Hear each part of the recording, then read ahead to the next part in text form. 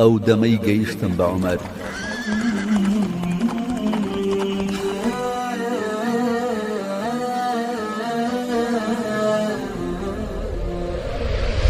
عومەر ئەمیری بڕواداران و لوتکەی بەرزی بێنەواکان،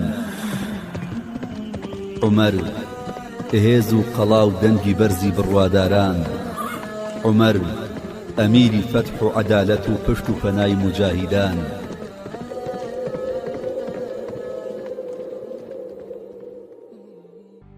بەناوی خوای بەخشندەی میهرەبان، سڵاوی خوای گەورەتان لەسەر بێت. بیسەرانی خۆشەویست و ئازیز، بەرنامەی ئەو دەمەی گەیشتم بە عومەر بۆ ئێوەی خۆشەویستان پێشکەش دەکەین.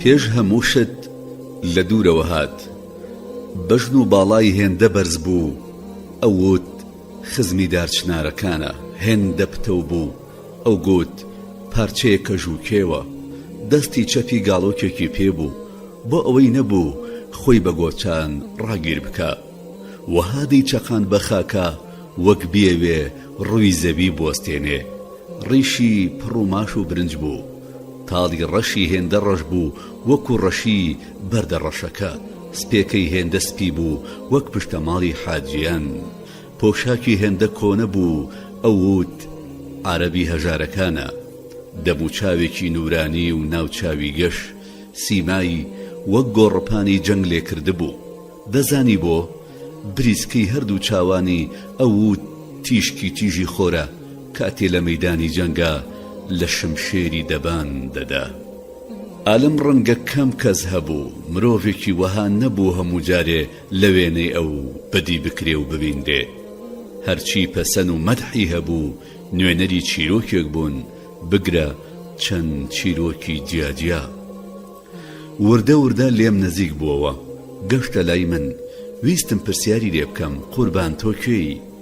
بەڵام پیا و مەردی وا هەن، هێندە بە سام و هەیبەتن، مرۆی بەغیرەتی دەوێ لەلایەن لێو بترەکێنێ و گفت و لفتی ناو دڵی خۆی ئاشکرا بکە. ئەویش پیاوێکی ئاوەها بوو، بەسەر سامیەوە لە جێگەکەی خۆم وەک بدوەستا بووم، چاوەکانم بە ئەبڵەقیەوە سەیری سیما و باڵایە کرد، هەزار و یەک بیر و خەیاڵ هروژمیان دەکردە نێو مێشکمەوە، لە پڕ دەنگی پڕ لە سۆز و زوڵاڵی ئەو منی بە ئاگاهێنایەوە. کاکە سڵاو، دەنگی وەکو سەر و سیمای بەهێبەت بوو، بەڵام پڕسۆز و خۆشەویست، وەکو دەنگی دایکی ڕۆڵی بیماری خۆی بلاوێنێ، وەکو دەنگی سەڵای نوێژی بەیانی بوو. زۆر بەپەلە هاتمە دەنگ، سەڵاو سەر چاوان، لێمی پرسی تۆ خەڵکی کوێی؟ گوتم ئەزبەنی عەرەبم. گوتی عەرەب لقی زۆرە کامیانی، لەو عەرەبەم شان و شەوکەتیان نەماوە، لەو عەرەبەم سەربەرزی جارانیان نەماوە، لەو عەرەبەم لەسەر سفرەی ناپیاوانن، لە نانی خۆیان تێر نابن.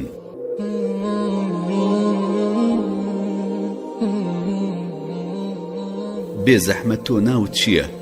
عومەری کوڕی خەتابم، عومەری پیاوی مەیدانم، ئەو عومەرەم ئاهم بە گیانی نێوگیانی دادگەری داهێنایەوە، ئەو عومەرەم ڕێز و حورمەت و شەرەفم بۆ سیاسەت گەڕاندەوە، ئازایەتیم دا بەوانەی بێکەس و تەنیا و بێنەوان، هیوامدا بەو کەسانەی هیوا بڕا و دەستە و ئەژنۆ دانشتە بوون، ئەو عومەرەم یەکسانیم زۆر بە یەکسانی دابەش کرد و دیل و یەخسیریش بەشیان بوو، ئەو عومەرەم هەرچی پیاوی هەرچی و پەرچی و ناپیاو هەیە، بۆ ساتێکیش لە بەردەمە نەیانتوانی خۆڕاگرن، ئەو عومەرەم بووم بە مەرگی بیری پوچی ئاغایەتی و بەرتیل و گەندەڵی و تیرۆر، ئەو عومەرەم حکوومەتم خستە سەر پێ، سوپای بەهێزم دروست کرد، فارسم شکاند، ئیمپراتۆرێتم جێلەق کرد، هاوڕێ و دڵسۆزی پێغەمبەر بووم صەڵی الله عەلەیه وسەلەم.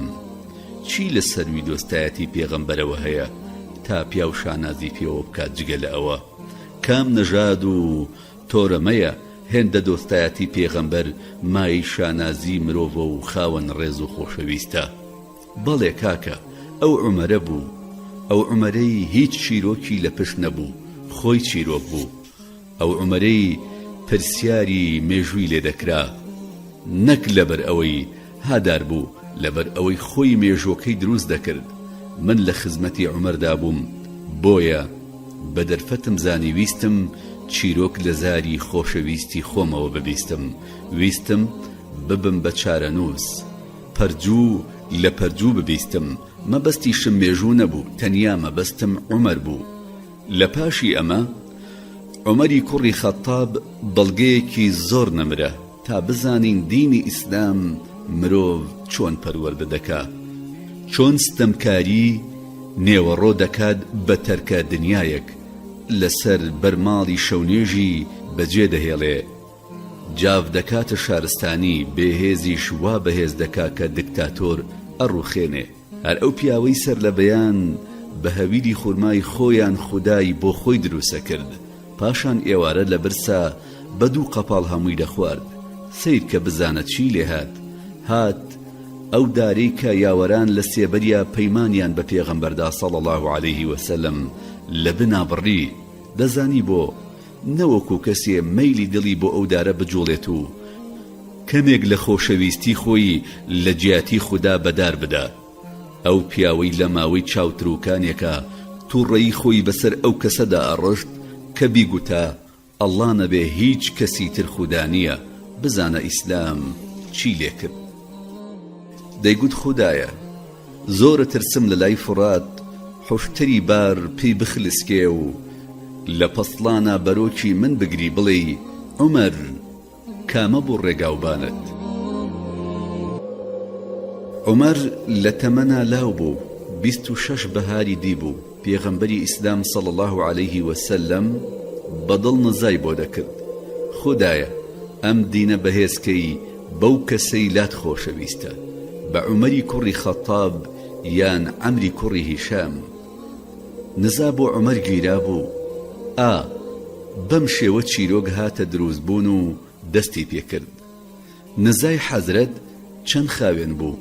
عومەر لە تاریکی کوفرا دەخاتە نێو ڕۆشنایی دین، لە گۆماوی پەستی و کەمی دەیباتە لووتکەی سەروەری، لە دارنەدوەی دەردەهێنێ بۆ دارول ئەرقەمی دەهێنێ. بەڵێ وایە گیا لەسەر بنجی خۆی ئەڕوێ، هەر کەس کاتی خۆی باش بوو بێ ئێستەش هەر باشە. لە سەردەمی نەفامیدا هەر کەس باش بوو لە کاتی موسڵمان بوونا باشتر دەبێ.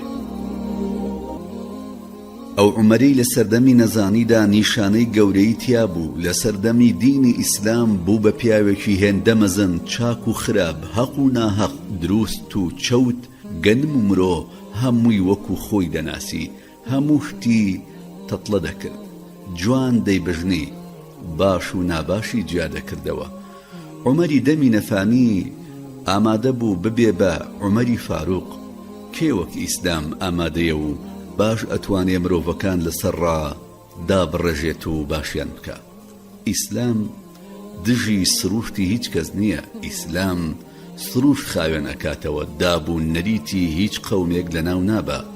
جەلای دەدا عومەر لە کاتی ئیسلاما وا خاوێن بوو، وا جەلا بوو تا هەتایە مێژوو جارێکی تر عومەرێکی تر هەرگیز بە دوو چاو نابینێتەوە. ئیسلام هات و کوفری عومەری لەناو برد، کەسایەتی عومەری وەک خۆی هێشتەوە، تەنانەت بەری بۆ شل کرد تا بە عەقڵی نوێ و جوانەوە دەست بەکار بێ. ئەو کەسەی لەسەر نەفامی زۆر شێلگیر بوو لە کاتی ئیسلام شێلگیرتر بوو، بەڵام ئەم جارە جیاوازە، شێلگێر لەسەر حەق پەرستی، شێلگێرە بۆ فریاد ڕەسی. ئەو کەسەی زۆر بە ئازادی و بێترس و لەرز شانازی بە کوفرەوە کرد، ئێستاش هەروە زۆر ئازادە و ترس لە زاریدا نییە، دیسان خەریکی شانازیکردنێکی ترە، بەڵام ئەم جارەیان شانازی بە ئاینەوە ئەکا.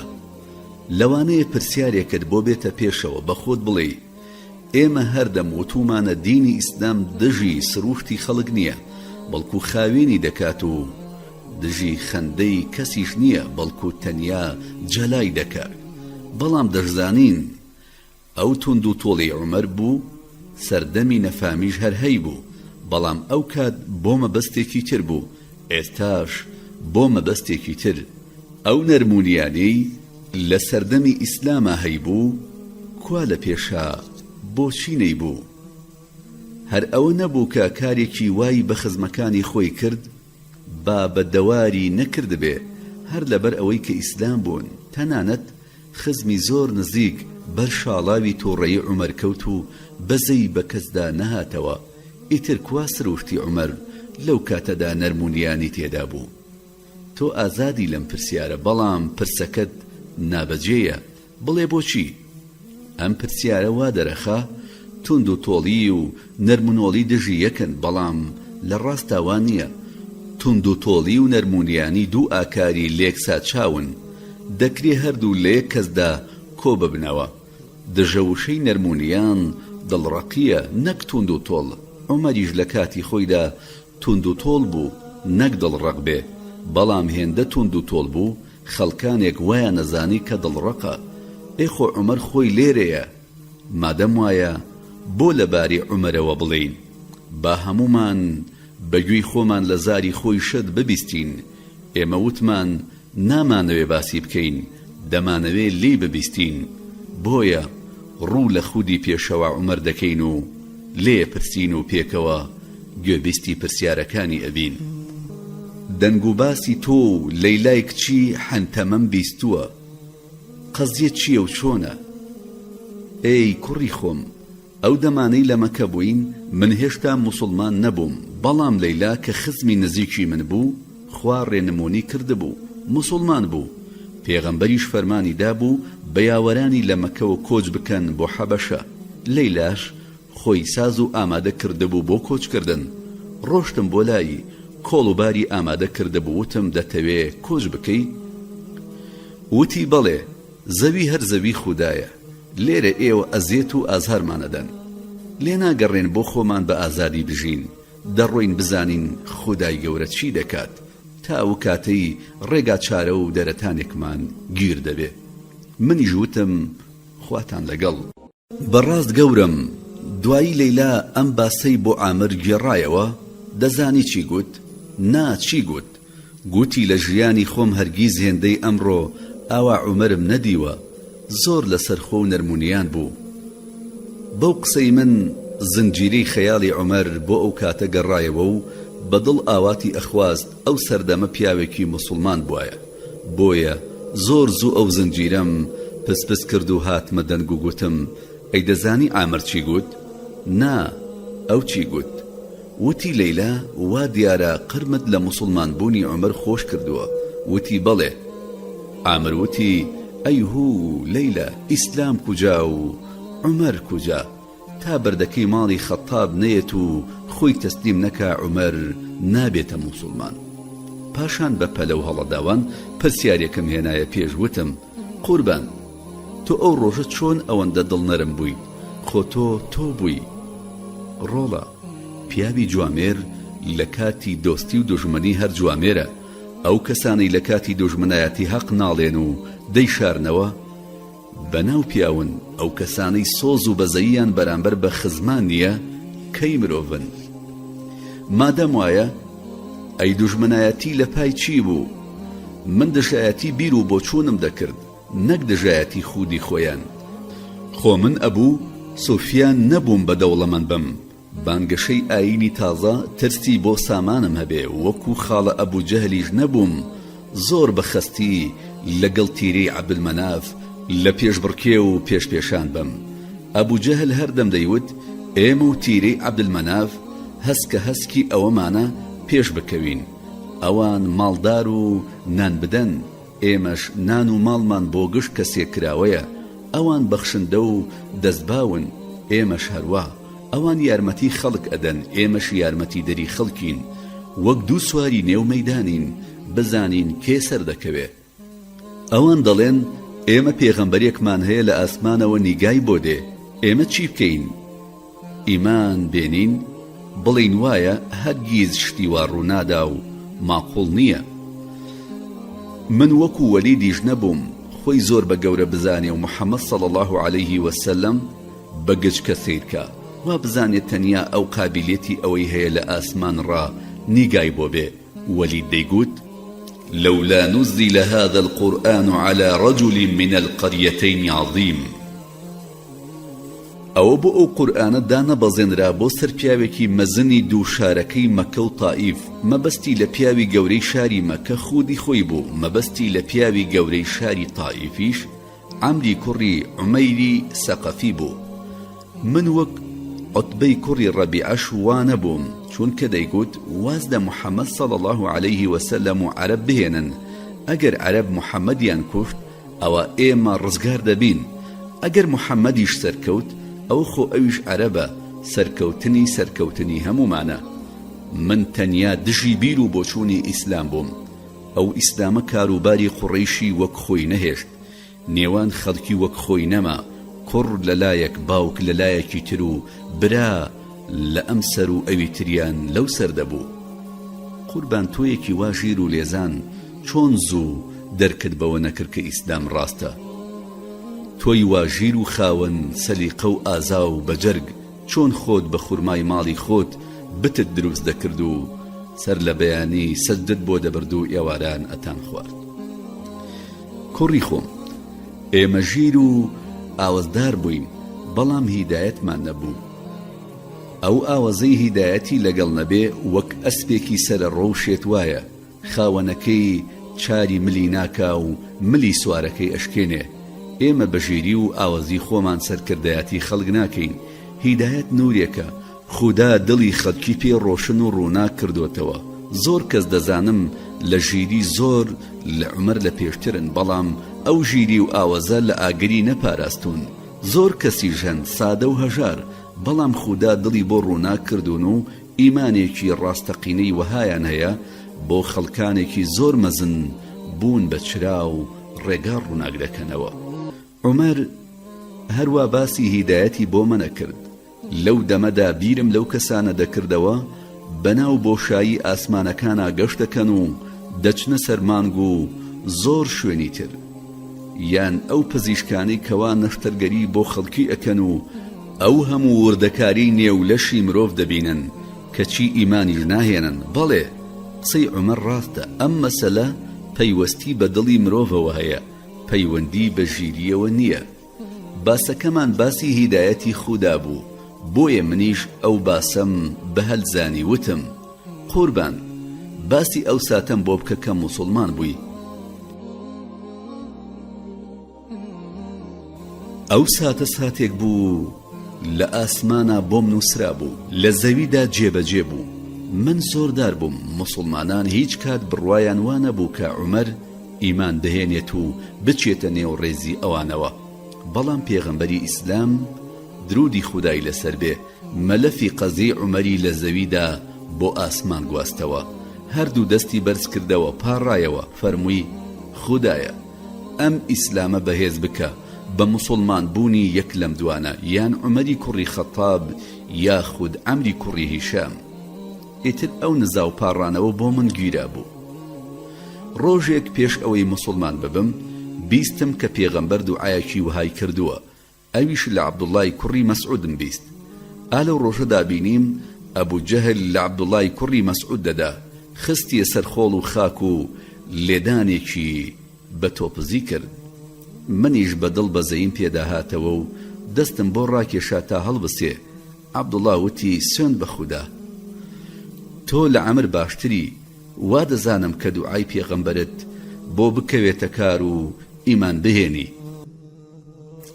بەڵام گوێم بە قسەی عەبدوڵا نەدا و ڕۆشتم. دوای زانیم کە ئەو نزایە لە ئەرزا بکرێ و بۆ ئاسمان بەرز بێتەوە چی دەکا و چۆن گیرایە. ئەو شەوە هەتا بەیانی بیرم لە پێغەمبەر دەکردەوە، بیرم لە قوڕیش دەکردەوە. چیان لێ هاتووە؟ بڕیارمدا سبەی بچم بیکوژم، دوایی بچم خۆم تەسلیمی بەنی هاشم بکەم تا لە جیاتی پێغەمبەردا بمکوژنەوە.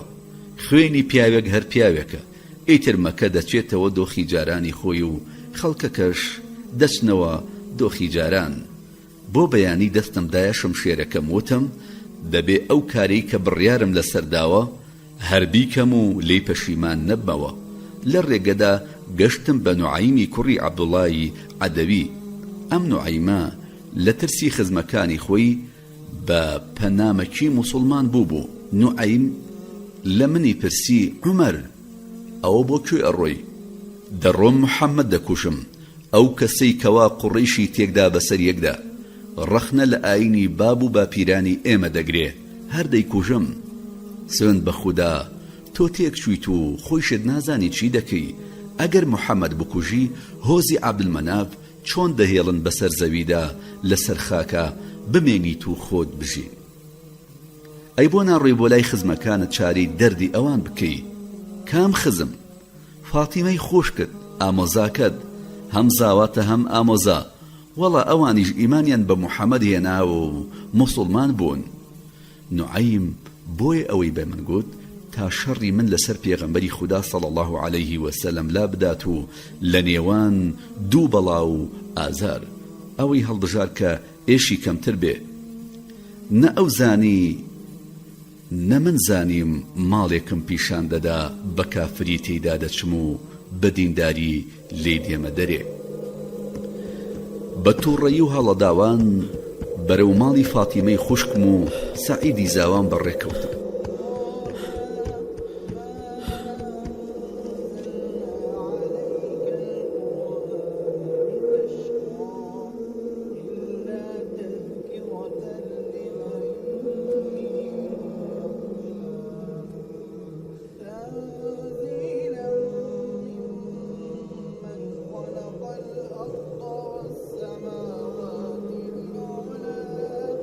لە نزیک دەرگای ماڵەکەیان گوێم لە دەنگی خەبابی کوڕی ئەرەد بوو، قورئانی بۆ دەخوێندنەوە. زۆر بە توندی دام لە دەرگا و هاوارم کرد بیکەنەوە. خەباب یەکسەر خۆی شاردەوە. سەعید دەرگاکەی بۆ کردمەوە. چوومە ژوورێ، وتم ئەو ورتە چی بوو؟ فاتیمە وتی من گوێم لە هیچ نەبوو، من و سەعید پێکەوە دەدواین و باسی ڕۆژمان دەکرد، بەڵام ئەم وەڵامەی فاتیمە بۆ من قابیلی قبول نەبوو. وتم بووی بە دوژمنی گیانی خۆت و بڕوات بە ئیسلام هێناوە؟ فاتیمە کڕ و بێدەنگ و بێوەڵام دانشت. لێوەکانی نەئەتروکاند و هیچی نەئەوت. ئەم جارە ڕوم کردە هەردووکیان و وتم وا بزانم خۆتان لە خشتە بردووە و مسڵمان بوون، ئاینی باب و باپیرانتان واز دەهێناوە. سەعید وتی عومەر ئەی ئەگەر ئاینی تۆ ڕاست نەبێ و ئەو ئاینە تازە ڕاست بێ تۆ چی دەکەی؟ من بەرگەی ئەو قسەیەم نەگرت تا هێزم هەبوو زلەیەکی زلم لێدا. فاتیمە هەستا من لە سەعید دوورخاتەوە، لەویشمدا خوێن بەسەر و چاوی هاتە خوارەوە.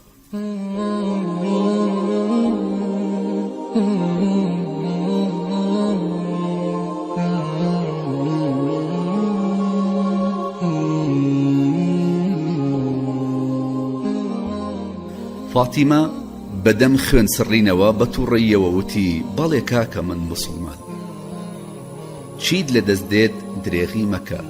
منی جێهێشت، ڕۆژ لە جێگاکی خۆی دانشت. هەرگیز فاتیمە بەو جۆرە بەرامبەر بە من نەوەستا بوویەوە. دەمبینی خوێن بەسەر و چاویا دەهاتە خوار. دڵم بۆ فاتیمە زۆر سووتە. پێش ئەوەی قسە بکەم چاوم بەو لاپەڕێیە کەوت کە لە نێوان من و ئەودا شارا بوویەوە. وتم ئێوە ئەمەتان دەخوێندەوە؟ ئادەی بم دەرێ سەیری بکەم. فاتیمە وتی تۆ مرۆڤێکی پیسی، ئەم قورئانە نابێ دەستی مرۆڤی پیسی بەرکەوێ. هەستە و پاک پاک خۆت بشۆرە. ئەوە یەکەم جار بوو کەوا هەست بە پەستی، شیرک و زەلیلی موشریکەکان بکەم. ئەو فاتیمەی کەوا هەرگیز بەرامبەر بە من ڕانەوەستا بوو ئێستا دەنگی بەسەر منا بەرز دەکاتەوە و بە من دەڵێ بەڵێ کاکە من موسڵمانم، چیت لە دەست دێ درێغی مەکە.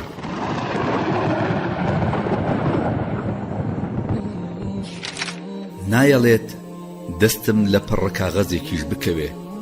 هەستام خۆم شەشت، لاپەڕەکەم لێ وەرگرت و خوێندمەوە. قوربان کام سوورەتەی تیا بوو؟ ئەو دەمانەی دەتخوێندەوە هەستە چۆن بوو؟ چیت بە خۆت وت؟ سوورەتی تاهای تێدا بوو. هەر لە سەرەتاوە ئەگەر ئەو سوورەتەم دیبا بەرەو ئیسلام ڕایکێشام، بەڵام ئیدی هەموو شتێک بە قەزا و قەدەرە.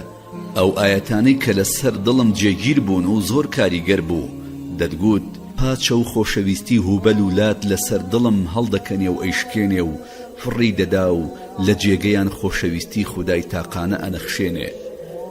ئەو خودایی کە خاوەن و داهێنەرە وەک گزنگی بەیانی بوو، تاریکایی شەو ڕاماڵی و دنیا ڕۆشن ئەکاتەوە. بەڵێ سەرەتای سوورەتی تیا بوو.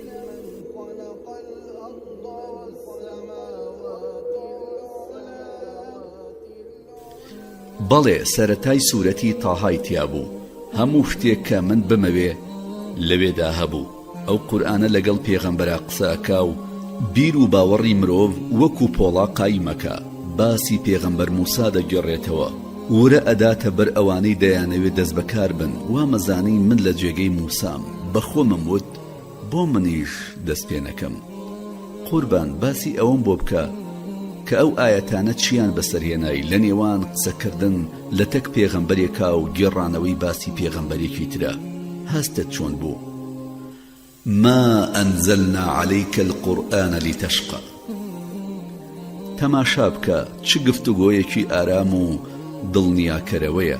من خۆم زمان پاراوم و باش لە ڕەوانبێژی تێگەم. دەزانم مەبەستی ئەم ئاەتە ئەوەیە کە ئێمە بۆیە بۆمان ناردوویت هەتا دڵنیا و ئەرخەیان و ئارام بی. ئەم جارە تێگەیشتم چۆن پێغەمبەر صلی الله علیه وسلم و هاوڵانی بەرامبەر ئەو هەموو ئێش و ئازارانەی کە ئەدران ئەوە نەخۆڕاگر و پشوو درێژ بوون. ئێمە جەستەی ئەوانمان ئازار دەدا و وامانەزانی بە ئازاردانی جەستەیان دەتوانین لە ئاین و بیر و باوەڕی خۆیان وەریان بگێڕینەوە و دڵیان بەدەست بهێنین.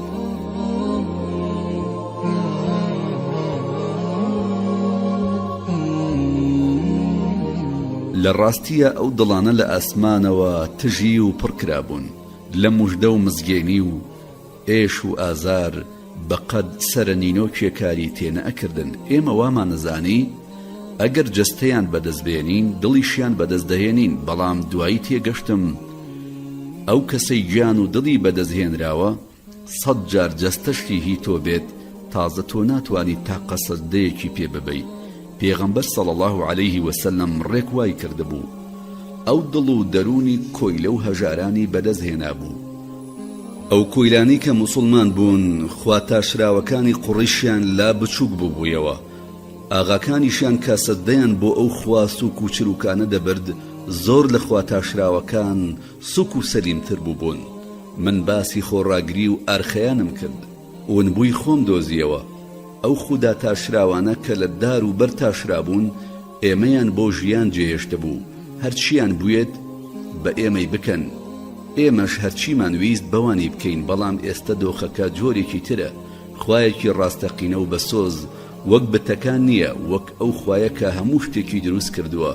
ئەو ئێمە کۆ ئەکاتەوە و دەیەوێت تووشی ناڕەحەتی ئێش و ئازار نەبین. دەیکێ واز دەم خوایە ڕاستەقینە دەهێنێ و پەنا دەباتە بەر خوای لە دار و بەرتاشراو. ئەی دواتر چی قوربان؟ دوایی ئاەتی ئیلا تەذکیڕەتەن لیمەن یەخشا هات. یادخەرەوەیە بۆ ئەو کەسانی کە لە لێپرسینەوەی پەروەردگارە ترسن. لێرە خراپە و وشکایی و بێهەستی شرکم بۆ دەرکەوت. سۆز و بەزەی ئیمانم لە ناخا بۆ سەوز بوو. بەقامچی لێمان دەدان بۆ ئەوەی نانی نێوچاوانی ئەوان ئێمە بیخۆین. بەسەر وردە بەردی گەرم و داخی مەکە پاڵمان دەخستن بۆ ئەوەی پشتیان بسووتێنن. قورئانەکەش نافەرمێ ئەوان چیان بە ئێوە کرد وایان لێ بکەنەوە. نافەرمێ پاڵیان بخەن بیان برژێنن لێیان دەن. بەڵکو دەفەرمێ تەذکیڕە یادخەرەوە. چەند ئامۆژگاریەکی جوانە، چەند وشەیەکی پڕسۆز و هەستە، چەند نەرمونیانە. ئەمە کاری لە پێشینەی پێغەمبەر بوو. ئێمە وامانەزانی ئەو لەبەر پۆست و دەسەڵات واکە.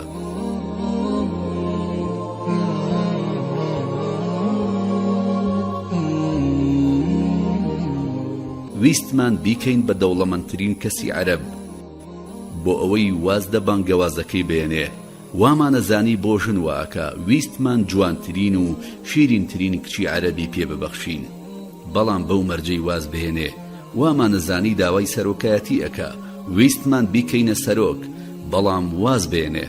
وامانزانی داوای پلە و پایە ئەکات و بای ئاغایەتی لەسەرێتی ویستمان کلیلی ماڵی خودایی پێشکەش بکەین بەو مەرجەی دانیشیە واز بێنێ دوایی بۆم دەرکەوت نەخێر ئێمە لەکوێ و ئەو لەکوێ ئەو تەنیا ئەرکی سەرشانی جێبەجێ ئەکا ڕاستپاردەیە و پەیامی خۆی ئەگەێنێ کلیلی دڵی کەسی بەدەست نییە ناتوانێ سەر بەخۆ هیدایەتی خزمە نزیکەکانی خۆیشی بدا ئەو تەنیا پێغەمبەرە پێغەمبەری ئەو کەسەیە کە کلیلی هەموو دڵەکانی بەدەستە هیدایەتی هەموو کەسێکی بەدەستەوەیە دوای چی قوربان دوای ئەم ئاەتەم خوێندەوە تەنزیلە ممن خەلق الأرض والسماوات العلا قورئان لەلایەن زاتێکەوە دابەزیوە کە زەوی دروست کردووە و ئاسمانە بڵندەکانی بەدیهێناوە ئالێرە بە تەواوی نەنگی و شوورەی شێرکم بۆ دەرکەوت هەیاران ئێمە لە ئێستا چیمان پەرستووە بت ئەمە جیاوازی نێوان دروستکەر و دروستکراوە خۆمان بە پاری خۆمان بەندە و کۆی لە دەکڕین دوای پێیان دەڵێین بتێکمان بۆ دروست بکەن با نوێژی بۆ بکەین و بیپەرستین خوایەک کە بەندە و کۆیلەکان دروستی بکەن چتۆ خودایەکە خوای ڕاستەقینە خاوەنی هەموو شتێکە و هەموو شتێکی دروست کردووە ئەو زەوی کە لەسەری دەژین ئەو ئاسمانەی بەبێستون لەسەر سەرمان وەستاوە ئەمە جیاوازیەکی نێوان خوایەکی ناتەوان و خودایەکی تەوانە جیاوازی نێوان خوایەکی دروستکرا و خوایەکی دروستکەرە بە خوێندنەوەی ئەم ئاەتە دەزانی ئەو هەموو شتەی کە دەیبینی خوای هەیە ئەو پارچە بەردانەی کە دەمان پەرستن لەوە لاواسترن کە شتێکی زۆر سادەش دروست بکەن ئیتر چۆن ئەم دوانە وەک یەک تەماشا بکرێن و بپەرسترێن چۆن دروستکەر و دروستکرا وەک یەکن چۆن ئەو دار و بەردەی ناوی خوایان لێنراوە و کەڕوولاڵن وەک ئەو خوایان کە دەفەرمێ من نامەوێت تووشی ناخۆشی و ناڕەحەتی ببی دوای چی قوربان دوای ئاەتی الرەحمان على العەرش استەوە دەسەڵاتی خوای میهرەبان زاڵە بەسەر عەرشە خوا پێ دەفەرمێ کە ئاسمانەکان و هەرچی حەوتی چینی زەوی هەیە ئەو دروستی کردووە ناشفەرمێ خوای خاوەن هێز خوای دەسەڵاتدار بەڵکو دەفەرمێ خوای میهرەبان بەڵێ میهرەبان هەرچەند تۆڵە سێنەرە و تۆڵە سندنەوەی بەدەستە هەرچەند نەخۆشی و ڕزق و ڕۆزی بەدەستە هەرچەند مردن بەدەست ئەوە بەسەر عەرش ئەو عەرشە دوورە دوای چی قوربان دوای ئاەتی الرەحمان على العەرش استەوە دەسەڵاتی خوای میهرەبان زاڵە بەسەر عەرشە خوا پێت دەفەرمێ کە ئاسمانەکان و هەر حەوت چینی زەوی ئەو دروستی کردوون ناشفەرمێ خوای خاوەن هێز خوای دەسەڵات بەڵکو دەفەرمێ خوای میهرەبان بەڵێ میهرەبان دوای ئاەتی الرەحمان على العەرش استەوە دەسەڵاتی خوای میهرەبان زاڵە بەسەر عەرشە خوددا پێت دەفەرمێ کە ئاسمانەکان و هەر حەوت چینی زەوی ئەو دروستی کردوون ناشفەرمێ خوای خاوەنی هێز خودای دەسەڵاتدار بەڵکو دەفەرمێ خودای میهرەبان بەڵێ میهرەبان هەرچەندە تۆڵە دەستێنێتەوە و تۆڵە سندنەوەی بەدەستە هەرچەندە نەخۆشی و ڕزق و ڕۆزی بەدەست ئەوە هەرچەندە مردن بەدەست ئەوە بەسەر عەرش ئەو عەرشە دوورە لەسەر عەرشەوە فەرمانەکانی خوای میهرەبان دێنە خوارەوە و جێبەجێ دەکرێ ئەو عەرشە دوورە بەڵام سۆزی خوددا زۆر نزیکە دەیەوێ پێت بفەرمێ هەرچەندە عەرش دوورە بەڵام خوای عەرش هەمیشە لە لای تۆیە ئاگای لێتە دەیەوێت دڵنیاییت پێ بدا نایەوێت ترس بخاتە نێو دڵتەوە دەیەوێت لێی نزیک ببیتەوە نایەوێت لێ ڕاکەی دەیەوێت چەندە لێی دەترسی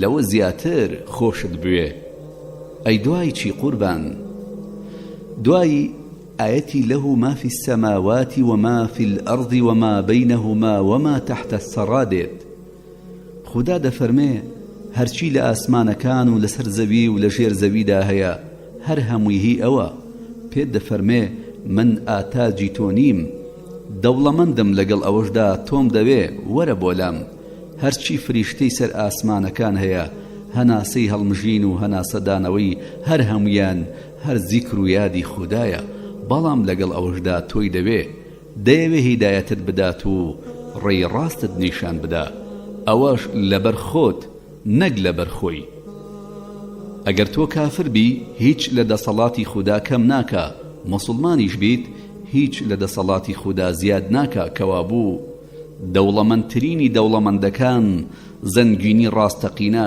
ئێمەی هەژار و ئاتاجی دەوێ، خاوەن هێزی ڕاستەقینە ئێمەی لاواز و بێهێزی ئەوێ، دروستکەر و بەدیهێنەر ئێمەی دروستکرا و بەدیهێنراوی دەوێ. ئیتر چ شەرەفێک لەمە گەورەترە، چ سەروەریەک ئەوەندە سەروەرە، چ مهرەبانیەک ئەوەندە مهرەبانە. دوای ئەوە چی قوربان؟ دوای ئاەتی وَإِن تَجْهَرْ بِالْقَوْلِ فَإِنَّهُ يَعْلَمُ السِّرَّ وَأَخْفَى دێ. خودای خاوەنی دەسەڵات دەفەرمێ بە ئاشکرا قسە بکەیت یان بەنهێنی، بەڕاستی خوددا هەموو شتێکی پەنهان و لە پەنهانیش پەنهانتر دەزانێ. بە خوێندنەوەی ئەم ئاەتە بۆم ڕوون بوویەوە کە ئەم ئاینە بۆچی واپەرەی سندووە. ڕۆژێک پیاوێ لە ئەشکەوتی حیڕاوە دێتە خوارەوە و وەک ئاگر بکەوێتە گویانی پوش و پەڵاش، ئاوا کەوتە گویانی کوفرەوە. ئەو خوایەکی هەیە کە هەموو شتێکە زانێت و هیچی لێ پەنهان نابێ. تەماشای نێو دڵەکە، هەر دڵێک خێر و چاکەی تێدا بێ بەرەو لای پێغەمبەرەکەی کە مندکێشی ئەکا. ئیتر زانیم تۆرەمە و بنە ماڵە و نەسەب هیچ ڕۆڵێکی نییە. هۆکاری ئەوم بۆ دەرکەو کە بۆچی بیلال زۆر زوو موسڵمان دەبێ و ئەبوو جەهل و عوتبە و هاوشێوەکانیان هەڕا دەکەن و زیاتر لە خوددا یاخی دەبن. ئەمە چیرۆکی دڵ و ڕووناکایی ناودڵە، نەک لاشە و جەستەیەک کە ڕق و وشک وەکو بەرد و گڵە. ئەمە چیرۆکێکی ڕۆح و گیانە، نەک چیرۆکی بنەماڵە و کەسوکاری ئەم زەمانە. ئەو کێشانەی کە خوای میهرەبان خەڵکی پێکێشی هەمان کێشانە نییە کە قوڕیش خەڵکی پێکێشە. دواییش تێگەیشتم کە خوددا دەفەرمێ هەموو شتێکی پەنهان دەزانم. ئەمە هەڕەشە نییە و ترساندنێک لە ئارادا نییە، هەرچەندە بەڕواڵەت وایە بەڵام وانییە. خوددا نافەرمێ ئەی موحەممەد لێم بترسە، من پەنهانەکانیشت وەک شتە ئاشکراکان دەزانم. نەخێر، ئەمە میهرەبانیە. گفتوگۆیەکە مرۆڤ ئاسوودە و دڵنیا ئەکاتەوە. خوددا دەیەوێ بفەرمێ من وەک چۆن بە ئاشکراکانت ئەزانم و پشتیوانیت لێکەم، بە هەمان شێوە نەهێنیەکانیشت ئەزانم و پشتیوانیت لێکەم. دڵت ڕادەگرم و ئارخەیانت دەکەم. ئەگەر ئەو خەڵکە لە گوێیان کردی بەدەمتەوە هاتن، ئەوە منیش زیاتر چالاکت دەکەم. ئەگەریش بەدەمتەوە نەهاتن و بەگوێیان نەکردی، ئەوە منیش دڵنیاییت پێ ئەبەخشم و سەبوریت ئەدەم بۆ ئەوەی ماندوو نەبی. خوددا دەیەوێ بفەرمێ خەفەت مەخۆ، تەنانەت ئەو ئێش و ئازارانەی کە بە زمان باسییان ناکەی من پێزانم و دەرمانی یەکەم. دەزانم لە دڵەوە چەندێ خەفەت بۆ ئەو خەڵکە ئەخۆی، دەزانم چی لە ناو دڵ تا گوزەرەکە، دڵنیاییت پێ بەخشم. دەی قوربان باسمان بۆ بکە لە دوای ئەمە چیتر؟ دوای ئاەتی الله لا إله إلا هو له الأسماء الحسنى خوێندەوە. خودای گەورە دەفەرمێ ذاتی الله خودایەکە جگە لە ئەو هیچ کەسێکی تر بۆ پەرستن نابێ و ناوە هەرە پیرۆزەکان هەر بۆ ئەوە. ئالێرەوە بوو کە بتەزلەکانی قوڕیش هەر هەمویان و بەرگورزی خوددا کەوتن و هیچ نرخێکیان لە لای خەڵکی بۆ نەمایەوە. خۆشەویستی خودای خاوەنی هێز و دەسەڵات و خودایەکی درۆینەی لە دار و بەرد تاشرا و لە نێو هیچ دڵێکا کۆنابنەوە، کەس ناتوانێ ئیمان بە هەردوو لا بهێنێ. بەخۆمەموت تۆ ناتوانی خودای خەتابی باوکت و خودای محەممەد بەیەکەوە بپەرستی. ئەم کارەیە هاوبەشی و شەریکایەتی هەڵناگرێ. خوددا پێویستی بەوە نیە هاوبەشی بۆ بڕیار بدەن. ئەو خوایەکە یەکدانەیە و یەکتاپەرستی لێمەوێ.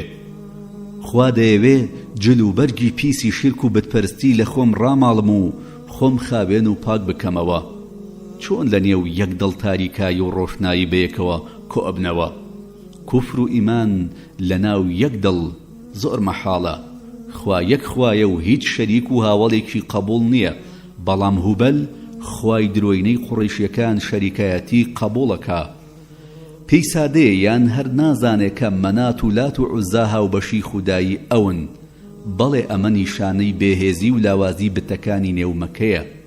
خودای مەزنیش لە ئێمە داوا دەکا کە لە تەک خۆشەویستی ئەوە خۆشەویستی هیچ شتێکی تر کۆ نەکرێتەوە جگە لە ئەو هیچ کەسێک و هیچ شتێ بە خودا نەزانین. ئەی قوربان دواتر چی ڕوویدا؟ دواتر ئاەتی وهل ئەتاکە حەدیث موسام خوێندەوە. خودا دەفەرمێ ئاخۆ بەسەرهاتی موساد بۆ هاتووە؟ ئەم ئاەتە گوێچکە و دڵ و گیانت بەرەو لای خۆی ڕاکێشێ.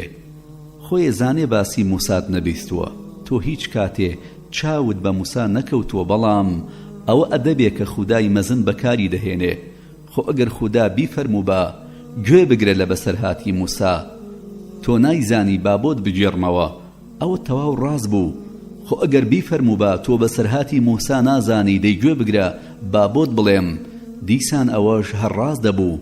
بەڵام خوددا زۆر بە سۆز و میهرەبانی و ئەدەبەوە پرسیارەکات و پێی دەفەرمێ ئایا بەسەرهاتی موساد بۆ هاتووە؟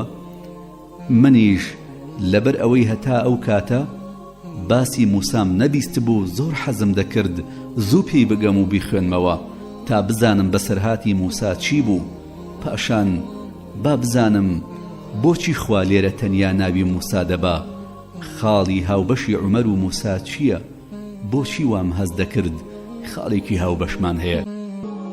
بەڵێ ئەی دوای ئەوە چی قوربان؟ دوای ئاەتی إذ رأى نارا فقال لأهله مكثوا إني آنست نارا لعلي آتيكم منها بقبس أو أجد على النار هدام خوێندەوە. خودا دەفەرمێ ئەو کاتەکە موسا ئاگرێکی دی و بە ماڵ و خێزانەکەی گوت لێرە مەجوڵێن، من ئاگرێکم بەدی کرد، بەشک و لەوێ چڵۆسیەکتان بۆ بهێنم یان هەر لەوێ کەسێکم بۆ شارەزایی دەستکەوێ. بەڵێ ئەمە خاڵی هاوبەشی نێوان عومەر و موسا بوو. هەردوو بۆ شتێک دەگەڕاین لە دنیادا کەڵکی لێوەرگرین، بەڵام شتێک بەدوای ئێمەدا دەگەڕا کە لە ئاخیرەت و پەسڵان بە کەڵکمان بێ. موسا لەو سارە چۆڵەدا بۆ ئاگرێک دەگەڕا و بەرەو ئاگرێک دەڕۆشت، بەڵام بە نورەوە هاتەوە. عومەر بۆ کوشتنی پێغەمبەر دەگەڕا وەک ئاگرەکە، بەڵام بە نوری ئیمانەوە گەڕایەوە. هەردوو بۆ ئاگر دەگەڕاین، بە نورەوە گەڕاینەوە. دواتر چی قوربان؟ چی ڕوویدا؟ دوای ئەوە ئەو ئاەتانم خوێندەوە کە دەفەرمێ فلما آتاها نودي يا موسى إني أنا ربك فاخلع عليك إنك بالوادي المقدس طوى وأنا اخترتك فاستمع لما يوحى. خدا دەفەرمێ ئەو کاتێک کە گەیشتە ئاگر بانگی لێکرا ئەی موسا، منم پەروەرەندەی تۆ، پێڵاوەکانت داکەنە، تۆ وای لە ناو شیوی پیرۆز لەوێ لە ناو تووردا، هەر خۆمم تۆم دەستنیشان کرد، دەیگوێ لە ڕاستپاردەم بگرە. تۆ تەماشا ئەو گوفتارە چەند شیرینە، من خۆم تۆم هەڵبژاردووە لە نێو هەزاران و زیاتر مرۆڤی سەر ئەم زەویەدا. خودا موسای هەڵبژارد و داوا لە موسا کە گوێ لە سروش و وەحی بگرێ. ئالەو کاتەدا هەستێکی وا منی داگرد، وا مەزانی خودای گەورە داوا لە من دەکا گوێی بۆ بگرم، نەک لە موسا. خودای گەورە منیشی هەڵبژاردووە بۆ ئەوەی ئیمان بهێنم. لەناو ئەو هەموو خەڵکەی شاری مەکە و پیا و مەقوڵانی دارن نەدوەدا منی دەستنیشان کردووە، وەک چۆن موسای لە مەدینەوە هێنایە شیوی تۆر بۆ ئەوەی گوێ لە سروش بگرێ. ئاوا منیشی هێنایە ماڵە خوشکم تا ئیمانی پێبهێنم. ئەوە یەکەم چێژی ئیمان بوو کە من چەشتم، بەڵام هێشتاش موسڵمان نەبووبم. وەک چۆن موسای یەکەم تامی پێغەمبەرایەتی لە تۆڕدا چەشت و هێشتا ئاڵای پێغەمبەرایەتیشی هەڵ نەگرتە بوو، ئەوە چێژی هەڵبژاردن بوو. ئەوەی منی هەڵبژاردووە پیا و ماقوڵێکی قوڕیشی نییە تا بێگاریم پێ بکە. ئەوە خودایە، خودای مەزن هەڵی بژاردم بۆ ئەوەی کاری قیامەتم پێ بکە. هەر ئالەویا بڕیارمدا هەچ کارێکم بۆ دیاری بکە بێ دوو دڵی یەکسەرەی کەم. دوایی زانیم ئەو پیاوەی کە من بۆ کوشتنی دەگەڕێم ئەو دەستە و دوعایە و لەخوا داوا دەکا کە هیدایەتی من بدە. ئەی گەورم دواتر چی ڕوویدا؟ إنني أنا الله لا إله إلا أنا فاعبدني وأقم الصلاة لذكري خوێندەوە خودا دەفەرمێ ئەمن خودام جگە لە من خودای تر نییە، ساتۆ هەر من بپەرستە و نوێژش بکە تاوە بیر خۆتم خەیتەوە. پێشکەمێک خودای گەورە زۆر بە ڕاشکاوی بووی باس کردین کە ئەو خودایە بەدیهێنەری گشت شتێکە، دەسەڵاتدار و بەهێزە، خەڵک دەمرێنێ خەڵک دەژێنێ. ئەمانە هەمووی باوەڕ بوو، داوای هیچ کارێکی تری نەکرد. ئەوە ئێستا پێمان دەفەرمێ باوەڕهێنان بەبێ تێکۆشان و کار نەکردن سوودی نییە. ئەو دەیەوێ نوێژی بۆ بکەین، ئەو دەیەوێت تەنیا سەددە بۆ ئەو ببەین، نەک بۆ بت و دار و بەردی تاشراو. تەنانەت ئەو ڕازی نابێ سەددە بۆ پێغەمبەران و فریشتەکانیش ببرێ. ئەو دەیەوێ ڕوو لە ماڵەکەی بکەین و نوێژدا ببەستین و بڵێین ئەڵڵاه ئەکبەر، هەموو دنیا پشتگوێ بخەین.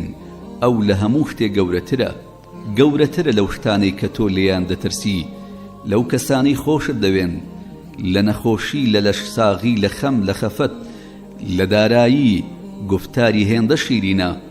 دڵت پێش زمانت قسەکانی دەخوێنێتەوە، ڕکوعی بۆ دەبەی بۆ ئەوەی بەرز ببیتەوە، سەددەی بۆ دەبەی بۆ ئەوەی ببی بە خاوەنی ڕێز و پلە و پایە و هێز.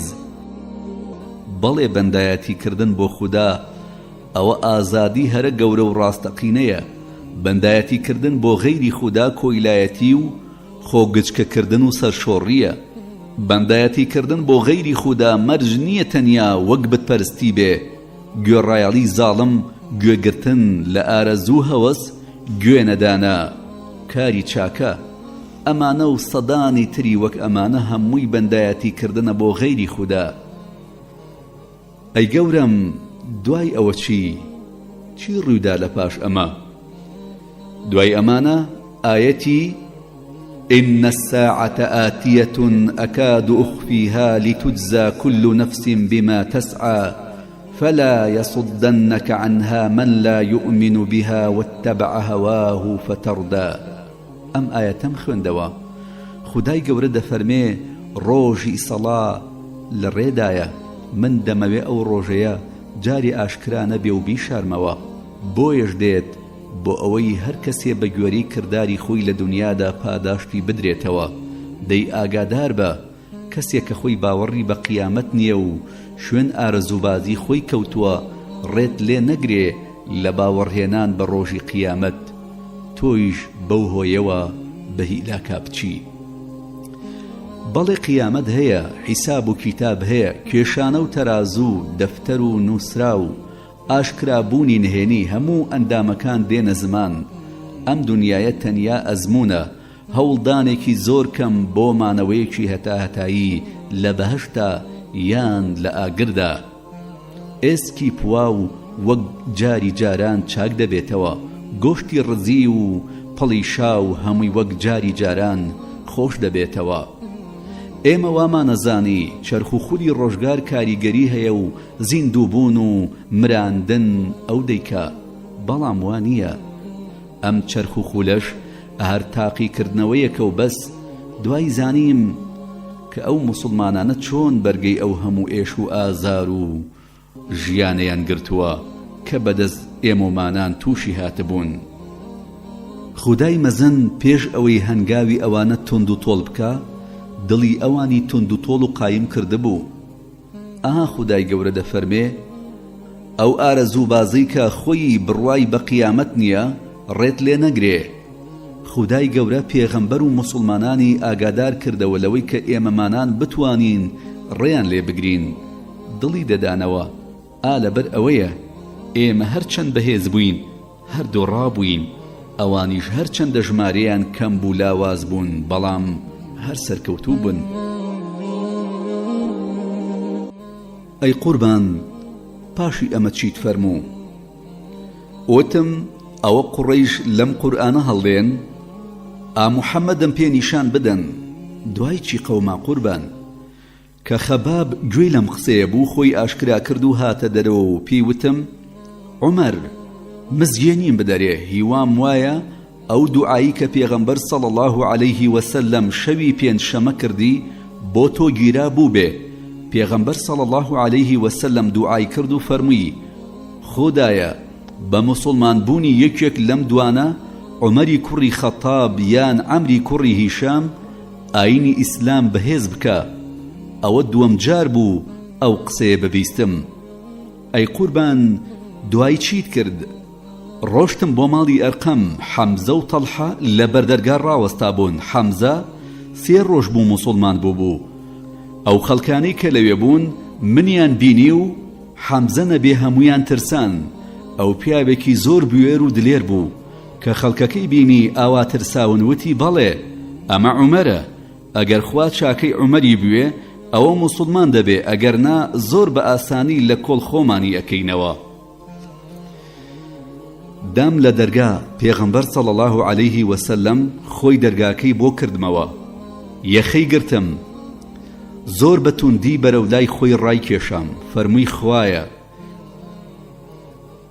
هیدایەتی عومەری کوڕی خەتاب بدەی خوایە بە موسڵمان بوونی عومەر ئاینی ئیسلام بەهێز بکەی ئەی قوربان تۆ چیت فەرموو پێم وت شایەتی دەدەم کە تۆ پێغەمبەر و نێراوی خودای ئەی قوربان بۆچی پێغەمبەر صلی الله عليه وسلم ناوی نای فورقان ئەوە هەر موسڵمان بووم یەکسەر وتم قوربان ئێمە ئەگەر بمرین یان بژین هەر لەسەر حەق نین فەرمووی بەرێ وەڵڵا بمرن و بژین ئێوە لەسەر حەقن و ڕاستن منیش وتم دەی بۆچی وا خۆمان حەشار بدەین و بترسین سوێن بە خودا دەبێ بە ئاشکرا بچینە دەرەوە و موسڵمان بوونی خۆمان ڕابگەێنین بووینە دوو هێز و چوینە دەرەوە حەمزە پێشڕەوی ڕیزێک و منیش پێشڕەوی ڕیزەکەی تر قوڕیشیەکان ئێمەیان بینی و لە داخا وەک قیر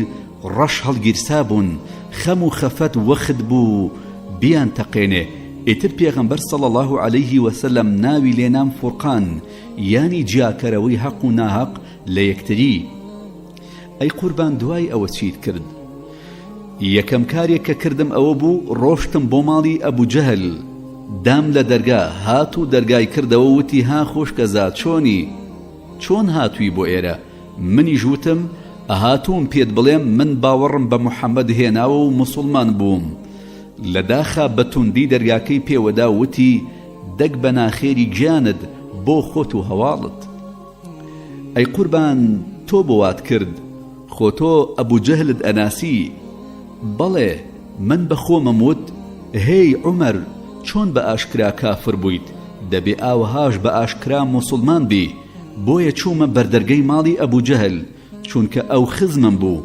خاڵیشم بوو ئەمزانی کە چەندە دژایەتی ئیسلامیەکە دوای ئەوە ئەبوو جەهل دەرگاکەی لەسەر داخستم ڕۆشتم پرسیارم کرد وتم لە شاری مەکە کێ دەم نەوێستاوترین کەسە وتیان جەمیلی کوڕی مەعمەر ئەوە قسە لە دەمیا ڕاناوەستێت و یەکسەر هەموو خەڵکی دنیا پێگەێنێ ڕۆشتم بۆ لای جەمیل وتم جەمیل بەینی خۆمان بێ دەزانی کە من موسڵمان بووم سوێن بە خودا یەک وشەی لە دەم نەهاتە دەر یەکسەر ڕای کرد و منیش بەدوایە ڕۆشت بۆ دارن نەدووە پڕ بەدەمی هاواری ئەکرد و بەدەنگی بەرز قێڕاندی و وتی کوڕە خەڵکینە عومەری کوڕی خەتاب وازی لە دین هێناوە منیش وتم کوڕە وەڵا درۆ دەکا من موسڵمان بووم ئەی قوربان ئالەو ساتەدا خەڵک چیان لێ کردی هەمویان هاتن لە منیان دەدا و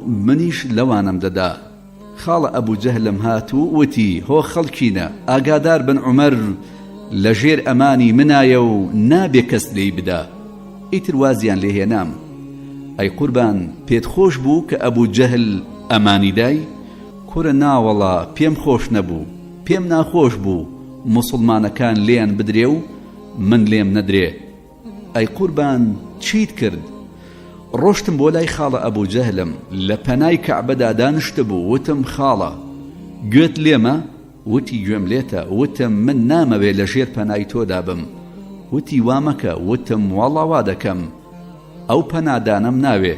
وتی کەیفی خۆتە.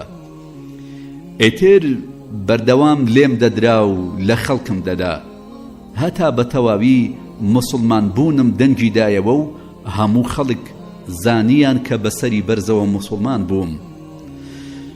ئەی قوربان، باسی کۆچکردنی خۆتم بۆ بکە لە مەکەوە بۆ مەدینە. وام بیستووە جگە لە تۆ کەس بە ئاشکرا کۆچی نەکرد بێ.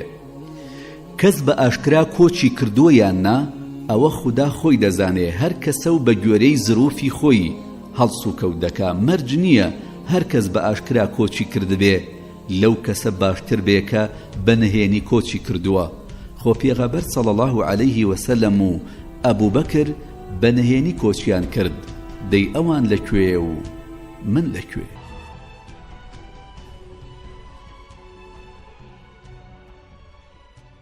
دەی قوربان، باسی کۆچەکەم بۆ بکە. ئەو ڕۆژەی بڕیاری کۆچکردنمدا شمشێرەکەم کردە ملم، کەوانەکەم کردە شانم، چەند تیرێکم بەمشت گرت و بەرەو لای کەعبە ڕۆشتم. دەوروبەری کەعبە لەگەڵ خەڵکدا جمەیە هات. 7 جار بە دەوری کەعبەدا سوڕامەوە و تەوافم کرد. لە مەقامی حەزرەتی ئیبراهیمی شادوور کات نوێژم کرد. دوایی بە دەنگی بەرز بانگی خەڵکەکەم کرد و وتم دەک ئێسکتان خواتەوە. هەر کەس دەیەوێ دایکی ڕۆڵە ڕۆی بۆ بکات، هەر کێ دەیەوێ منداڵەکەی هەتیو ببێ، هەر کەس دەیەوێ ژنی بێوەژن بکەوێ، با بێتە پشت ئەو دۆڵەوە. من کۆچ ئەکەم بۆ مەدینە. کێ خۆی بە پیاو ئەزانێ بێت بەرم پێ بگرێ. ئەی قوربان، کەس هات؟ کوورە ناوەڵا حەدیان چییە؟ ئەی قوربان، بەتەنیا بەرەو مەدینە ڕۆشتی یان هاوڕێت هەبوو؟ هاوڕێم هەبوو. کێ بوو قوربان؟ من و عەیاشی کوڕی ڕەبیعە و هیشامی کوڕی عاس ڕێکەوتن نامەیەکمان کردبوو کە لە پشت بەرزایەکانی مەکەوە یەک بگرین و کۆچ بکەین. وها ڕێکەوتین کە هەر کەسێ بەیانی لەوێ نەبوو، ئەوە یانی گیراوە و با ئەوانی تر بڕۆن. من و عەیاش ئامادە بووین، بەڵام هیشام گیری کردبوو. ئێتر ئێمە بەرەو مەدینە ڕۆشتین. ئەی قوربان، عەیاش بۆچی دوای ئەوەی کە گەیشتە مەدینە گەڕایەوە بۆ مەکە؟ کاتێکە گەیشتینە مەدینە، لای خێڵی بەنی عەمر لە قوبا لاماندا. خاڵە ئەبوو جەهل و خاڵە حارسم هاتن بۆ لای عەیاش. عەیاش لە دایکەوە برایان بوو. پێغەمبەریش هێشتا کۆچی نەکردبوو، هەر لە مەکە بوو. ئەبوو جەهل و حارس بە هیشامیان وت دایکمان سوێندی خواردووە، شانە نەکات بەسەریا ئەتاوەکو تۆ نەبینەوە. لەبەر خۆرە تاو دانیشتووە و دەڵێ ناچمە بەرسێبەر ئەتاوەکو عەیاش نەیەتەوە. ئیتر عەیاش دڵی بۆ دایکی سوتا و گەڕایەوە بۆ مەکە. ئەی تۆ چیت کرد قوربان؟ من بە عەیاشم وت کوورە عەیاش، بەخوا ئەوانە ئەیانەوێ لە خشتت بەرن. بەخودا ئەگەر سپێ بداتە سەری دایکت، ناچار دەبێ شانەی بکە. ئەگەر گەرما تینی بۆ بهێنێ، بێدەنگ ڕائەکاتە بەرسێبەرەوە. ئەی عەیاش چی کرد؟ عەیاش بە منی وت قەیناکە لەگەڵیان ئەچمەوە، با دایکم هێور ببێتەوە، منیش هەنێ سەروەت و سامانم هەیە دەیهێنم و دێمەوە. ئەی تۆ چیت پێوت قوربان؟ وتم کورە بەخودا تۆ زانی من یەکێکم لە دەوڵەمەندەکانی قوڕەیش، نیوەی سامانەکەم بۆ تۆ، بەڵام مەچۆرەوە. ئەی قوربان، قبوڵی کرد؟ نا، ڕازی نەبوو. ئەی دوایی چیت کرد؟ عەیاش لەسەر ڕۆشتنەوە سوور بوو. منیش وشترێکی چاکم هەبوو. دام بە عەیاش وتم با ئەم وشترت پێبێ، وشترێکی خێرا و گوێڕایەڵە. ئەگەر هەستت کرد فێڵت لێکەن، بۆی دەرچە و خۆت نەجات بدە. ئەی دوایی چی قوربان؟ عەیاش لەگەڵیان ڕۆشتەوە. لە ڕێگەدا ئەبوو جەهل پێی وتبوو برا، وشترەکەم زۆر ماندووە، بۆ لە پاشکۆی خۆتەوە سوارم ناکەی. عەیاش وتبووی باشە. عەیاش وشترەکەی یەخدا بوو. هەرکە وشترەکە یەخی کردبوو، بە هەردووکیانەوە شاڵاویان بردبووە سەر عەیاش و دەست و پێیان بەست بووەوە. بردیانەوە بۆ مەکە و بەناو خەڵکدا گەڕاندبوویان. وتیان کوورە خەڵکینە، ئەوە ئێمە برا بێعەقڵەکەی خۆمان ئاوا گرت و هێنامانەوە، ئێوەش بڕۆن کە سوکارە بێعەقڵەکانی خۆتان بهێننەوە. ئەی قوربان، تۆ چۆنت زانی ئەبوو جەهل و حارس ئەیانەوێ فێڵ لە عەیاش بکەن؟ کوڕی خۆم، هەر کەس هەر ئەو شتانە ببینێکە بە چاوی سەر دەبینرێن ئەوە ئەو کەسە کوێرە. من بە درێژایی ژیانم فێڵم لە کەس نەکردووە، نەشم هێشتووە هیچ کەسێ فێڵم لێ بکە. بۆیە قسەی ئەبوو جەهل و حارس کاری لە من نەکرد. باشم زانی ئەگەر گەڕانەوەی عەیاش بۆ مەکە خێردار بوایە، ئەبوو جەهل نەئەهات بە دوایدا. ئەبوو جەهل خاڵی من بوو. باشم ناسی تەنیا بوو ئەوە هاتبوو بەر بە ئیسلام بوونی بگرێ. ئەبوو جەهل فێڵاوی بوو، هەتا مردنیش هەروا بوو. ئەی قوربان، ئەگەر ئەبوو جەهل و حارس ڕاستیان بکردایە ئەوە ئەو کاتە چۆن دەبوو؟ گوێ بگرە ڕۆڵە، بزانە چیت پێڵێم. سوێن بە خودا ئەگەر باش بمزانیایە ڕاستەکەن ڕای خۆمم نەئەگۆڕی. گوێڕایەڵی خودای مەزن لەسەر و گوێڕایەڵی هەموو کەسێکەوەیە، ئەو کەسە دایک بێ یان باوک یان هەر کەسێکی تر. ئەگەر خەتابی باوکی من بەو جۆرە سوێدی خواردبا، ئەوە سوێن دەکەم بە ئەرزە ئەدا و دەمشکاند و بە گوێم نەئەکرد و بەرەو مەکە نەدەگەڕامەوە. ئێمە قورئان فێری کردوین مافی خوددا لەسەر و هەموو مافێکەوەیە. ڕازیبوونی خوددا پێش ڕازیبوونی هەموو کەسێکە. ئەمەش یەکەم جار نەبوو کە موسڵمانێک لە نێوان ئاین و گوێڕایەڵی دایک و باوکێکی کافردا سەرپەشک بکرێ. ئەی جاری یەکەم کێ بوو؟ چۆن بوو؟ جاری یەکەم سەعدی کوڕی ئەبوو وەقاص بوو. چیرۆکەکە ئاوا بوو. سەعد یەکێک بوو لەو کەسانەی هەر لە سەرەتای هاتنی ئیسلامدا بڕوای هێنا پێش ئەوەی نوێژ لەسەر موسڵمانان فەرز بکرێ. تەمەنی 17 ساڵ بوو. ئەبوو بەکر پێیوت موسڵمان ببێ و ئەویش داواکەی پەسەند کرد. دایکی سەعد ناڕازی بوو. سەعد لە تەک دایکیدا زۆر میهرەبان بوو. زۆر گوێڕایەڵی دایکی بوو. دایکی وتی ئەگەر موسڵمان ببی و پاشگەز نەبیتەوە ئەوە نەنان دەخۆم و نەئاو. سەعد وتی دایکە گویان گوێ بگرە، سوێن بە خودا ئەگەر 1000 گویانەتیا بێ دانە دانە هەمووی بە دیار چاومەوە دەربچێ واز لە ئەم ئاینە ناهێنم.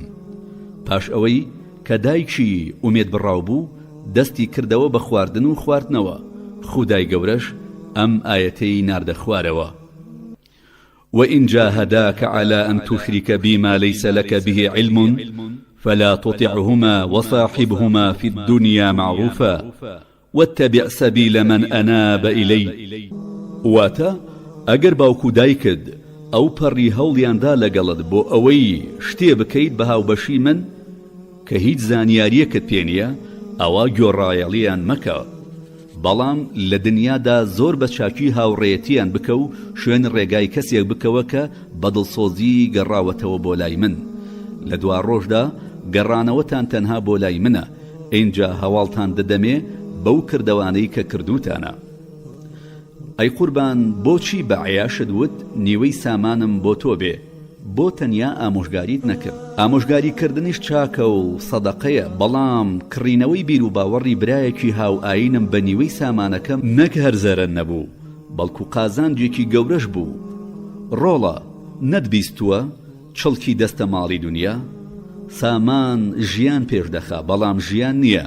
جابیش زانە جیاوازی زۆرە لە نێوان ئەوەی تۆ خاوەنی سامان بی لەگەڵ ئەوەدا کە سامان خاوەنی تۆ بێ.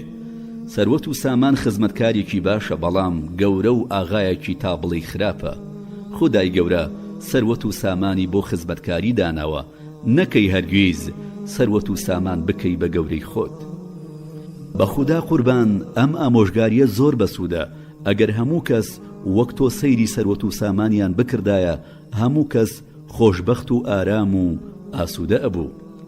ڕۆڵە ئەم هەموو خەڵکە هەرچەند بەلەش و لار زۆربەیان لێگەچن، بەڵام لە ژیری و ئاوەزدا کەمتر لێکەچن. ئاین و کاروبار و بۆچوون و کردەوەیان زۆر لە یەکتر جیاوازە. بە خودا قوربان، من وازانم کە خودای گەورە حەق و ڕازگۆیی بە تەواوەتی خستوەتە سەر دڵ و زمانت. قوربان، ئەو خەڵکە بۆچی لە یەک ناچن و ئاوا لە یەکتر جیاوازن؟ ئەوە پەیوەندی بە میزاج و دروستبوونی خەڵکی هەیە. چۆن؟ قوربان بۆم ڕوونکەوە. خودای مەزن باوکە ئادەمی لە مشتێک گڵی سەرزەوی بەدیهێنا. ئەو مشتە گڵە گڵی هەموو شوێنێکی سەرزەوی بوو. نەوەی ئادەم وەکو گڵن، سوور و سپی و ڕەش و بۆر و پیس و پاک و وشک و نەرم و ئاوا هەمە چەشن و هەمە جۆری تایە. ئەوە لەبەر ئەمەیە تۆ و ئەبوو بەکر لە ئیماندا وەکو یەکن، بەڵام میزاج و تەبیعەتتان لە یەک جیاوازە. تۆ هەر باسی ئەبوو بەکر مەهێنە ناو. ئەبوو بەکر نە لە ئیمان نە لە میزاج وە کەس نییە. ئیمانی ئەو وەکو پۆڵا و بگرە لە پۆڵاش ڕەقتر و بەهێزترە. ئەو دڵەشی هێندە نەرمە وەکو دایکێکی میهرەبان و بەسۆزە. قوربان، مەبەستت ئەوەیە لە یەک گڵن، بەڵام وەکو چۆن ئەو مشتەگڵە گڵی هەموو جێگایەکی سەرزەوی تیا بوو، ئێوەش ئاوا تەبیعەت و میزاجتان لێکتر جیاوازە. بەڵێ من وازانم ئەو گڵی کێڵگەی بەرکەوتووە، مێو دەڕوێنێ، بەخشندەیە، گژوگیا زۆر جوان سەوزەکە، گڵێکی نەرمونیانە، کێڵانیشی زۆر ئاسانە. وازانم منیش لە گڵی چیاکانم. گڵی چیا بەخشندەیە، گیا سەوزەکە، بەڵام ڕقە. من و ئەبوو بەکر ئاوەهاین.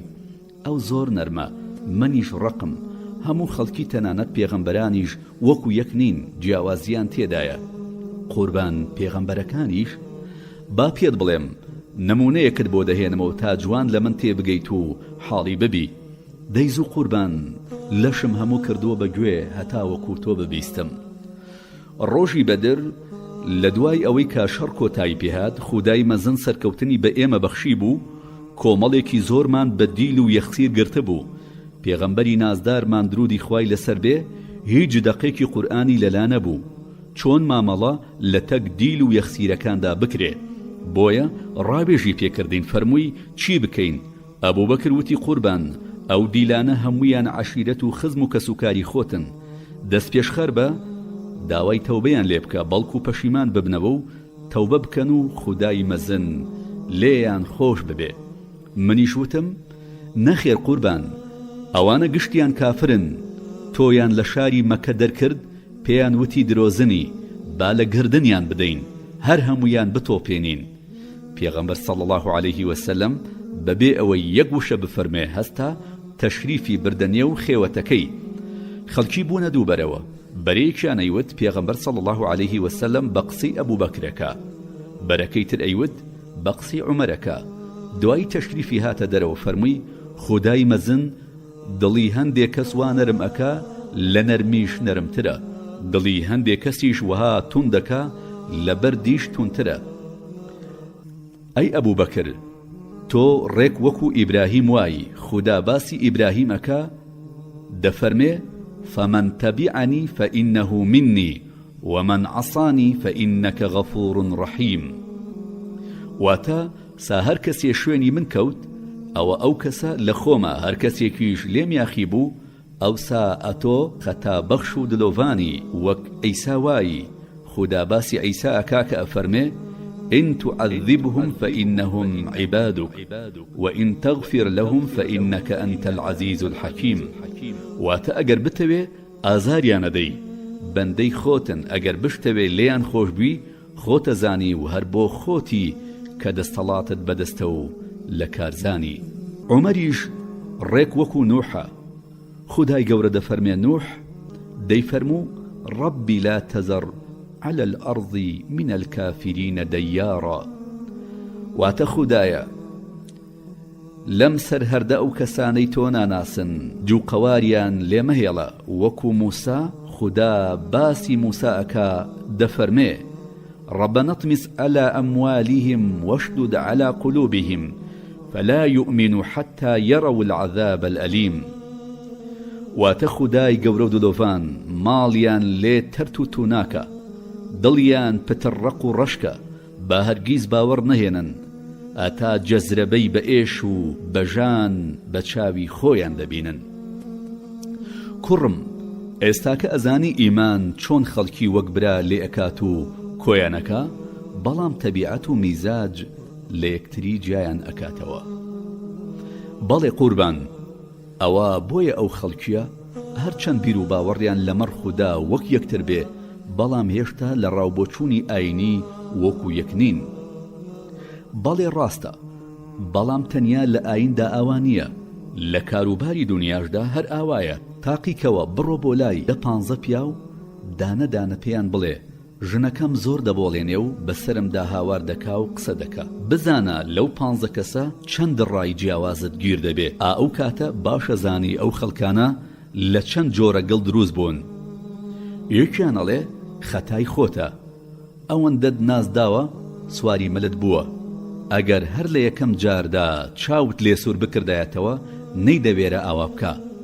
جا بزانە ئەم کەسە لە گڵێکی ڕق و بتە و دروست کراوە. یەکێکی تر ئەڵێ ژنان هەروان زوو هەڵەچن، بزانە لە چ کارێکت تووڕێیە واز دەو کارە بهێنە. ژنان هەمویان ئاوەهان، هەموو ماڵێک ژنێکی ئاوەهای تێدایە، ڕۆژێ خۆشی و ڕۆژێکیش ترشی. لێ بگەڕێ ژیانی خۆت هەرگیز تێک مەدە، سبەینێ خۆی چاکە بێ. جا بزانە ئەم کەسەیە لە گڵێکی زۆر بەڕێزە و بەخشندەیە، هەر دەبەخشێ و هیچی ناوێ.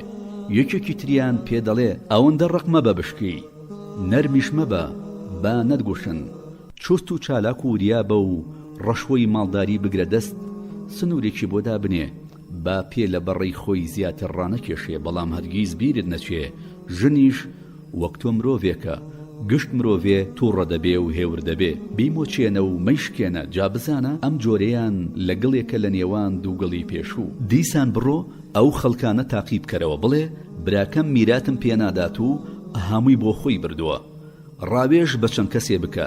یەکی ئەڵێ سامان و گیان وەکو یەکن، هەرگیز لەو مافەی کە هەتا واز نەهێنی، بەدەستی خۆت حەقی خۆتی لێ بسەنەرەوە. وای نیشاندا بیری بەلایدا نەچوو بێ. باش بزانە گڵی سروشتی ئەم پیاوە لە گڵێکە هەر وەردەگرێ و هیچ نابەخشێ، هەموو شتێ لە پێناو بەرژەوەندی بەکاردەهێنێ. یەکێکی تریان پێ دەڵێ قەینا تۆکو هابیل بە. هابیل بە قابیلی دەوت لئین بەسەطتە ئیلەیە یەدەکە لیتەقتولەنی ما ئەنە بیباسیتین یەدەیە ئیلەیکە لیئەقتولەک. ئەگەر تۆش دەستم بۆ درێژ بکەی کە بمکوژی، من دەست لە تۆ ناکەمەوە تۆ بکوشم. دنیا هەمووی بەجێ دێڵین، ئێمە هەموو بەکار و کردەوەی خۆمان بەرەو قیامەت ئەڕۆین و کەس ماڵی خۆی ناباتە نێو قەبری خۆیەوە. خودای مەزەن بە گوێرەی دەوڵەمەنی و هەژاری لێپرسینەوە ناکە، نافەرمێ مادەم فڵانە کەس هەژار بووە بیخەنە نێو دۆزەخەوە، مادەم فڵانە کەس دەوڵەمەند بوو بەهەشتیە. زۆر سوپاسی خوددا دەکەم، مافخوراوم مافخۆر نیم. جا بزانە ئەم ئینسانە لە گڵێکە کە باشترین جۆری گڵە، ئەو گڵێکە بەڕواڵەت لەسەر ئەرزە، بەڵام لە ڕاستیدا لە بەهەشتە. سێم کەسیان بە تۆ دەڵێ لە مافی خۆت قەت خۆش نەبی، دڵی براکەی شت ڕابگرە، گفتوگۆی لەگەڵدا بکە، هەم ماڵەکەت وەربگرەوە و هەم دڵی ئەویش ڕابگرە، باسی مافی برا بکە، بە قیامەت بیترسێنە. ئەگەر وەک پیا و هاتە پێشەوە، ئەوە هەم میراتت دەسەکەوێ و هەم براکەت زویر ناکەی. ئەگەر بەگوێشی نەکردی، بڕۆ لای داوەر و سکاڵای لە دەشت وەمار بکە، جا ئەو کاتە میراتەکەت بەدەست بخە و ئیتر برا زیز دەبێ یان نا بەتون و تەوەس. جا ئەم کەسە لەو گڵەیە کە لە نێوان هەردوو جۆری پێشوودایە، هەندێ نەرمی و هەندێ ڕەقیشی تێدا دەبیندێ. بەڵێ قوربان وەک دەفەرمی هەر ئاوایە، بەڵام قوربان تۆ و ئەبوو بەکر چەند خاڵێکی هاوبەش و نزیکتان هەیە. ئەو باسانەی ئەبوو بەکر کە تۆ کردت هەمووی وایە، بەڵام من هێشتا زیاترم لە تۆ ئەوێ. منەزانم ئەم هاوبەشی نێوان جەنابت و جەنابیان لە سروشت و تەبیعەتی خۆتانەوە سەرچاوی وەرگرتووە.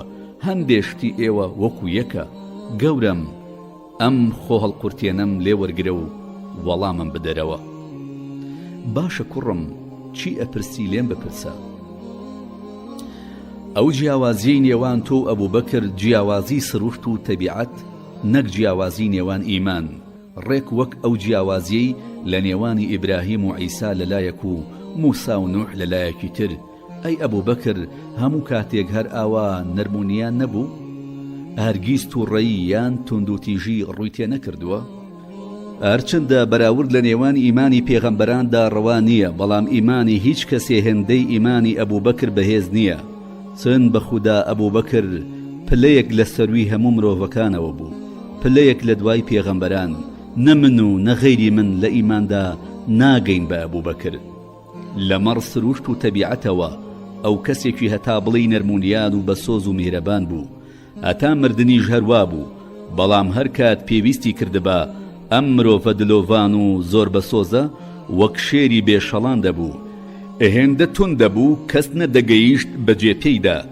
ئەو کاتانەی ئێمە لاواز دەبووین ئەو بەهێز بوو، ئێمە نەرم ئەو زۆر توند بوو. ئەو ماوەیەی خەلیفە بوو زۆر شتی ئەومان بۆ دەرکەو کە هیچ کاتێ تەسەور و بۆچوونمان لێ نەدەکرد لەبارەیەوە. چۆن قوربان؟ با بۆت بڵێم، ئەو ڕۆژەی کە پێغەمبەر صلی الله عليه وسلم وەفاتی کرد، خەڵکی هەموو تێکچوو بوون، ئاوەها بوون. ئەو خەفەتە هێندە مەزن بوو، کەس نەیەتوانی شانی بداتە بەر. من خۆم بەناو مزگەوتەکەدا دەهاتم و دەچووم، دەمگوت هەر کەسێ بڵێ پێغەمبەر مردووە بەم شمشێرە لێدەم، دەیکوژم. پێغەمبەر نەمردووە، وەکو موسا بۆ گفتوگۆ بۆ لای خودا ڕۆشتووە و ماوەیەکی تر دێتەوە. ئەو کەسانەی کەوا دەڵێن ئەو مردووە دەمکوت دەبن. ئەبوبەکر لە ماڵی خۆی بەرەو ماڵی پێغەمبەر صلی الله عليه وسلم وەڕێکەوت. ڕۆشتە ماڵی دایکە عایشە. نێوچاوانی پێغەمبەری ئازیزی ماچ کرد و وتی بە زیندوی و بە مردووی چەندە جوان و پاکی. دوایی هاتە مزگەوتەکەوە. من هەروە شمشێرەکەم هەڵدەسوڕاند و هەڕەشەم لەو کەسانە بوو کەوا ئەڵێن پێغەمبەر صلی الله عليه وسلم وفاتی کردووە. ئەبوبەکر وتی عومەر دانیشە. دوایی پڕ بەدەم هاواری کرد هۆ خەڵکینە، ئەو کەسانەی کە موحەممەدیان دەپەرست ئەوە موحەممەد وەفاتی کرد. ئەو کەسانەش کە خودا دەپەرستن خودا نەمرە و هەرگیز نامرێ. دوایی ئەو ئاەتی قورئانی خوێندەوە کە دەفەرمێ وما محمد إلا رسول قد خلت من قبله الرسل أفإن مات أو قتل انقلبتم على أعقابكم ومن ينقلب على عقبيه فلن يضر الله شيئا وسيجزي الله الشاكرين.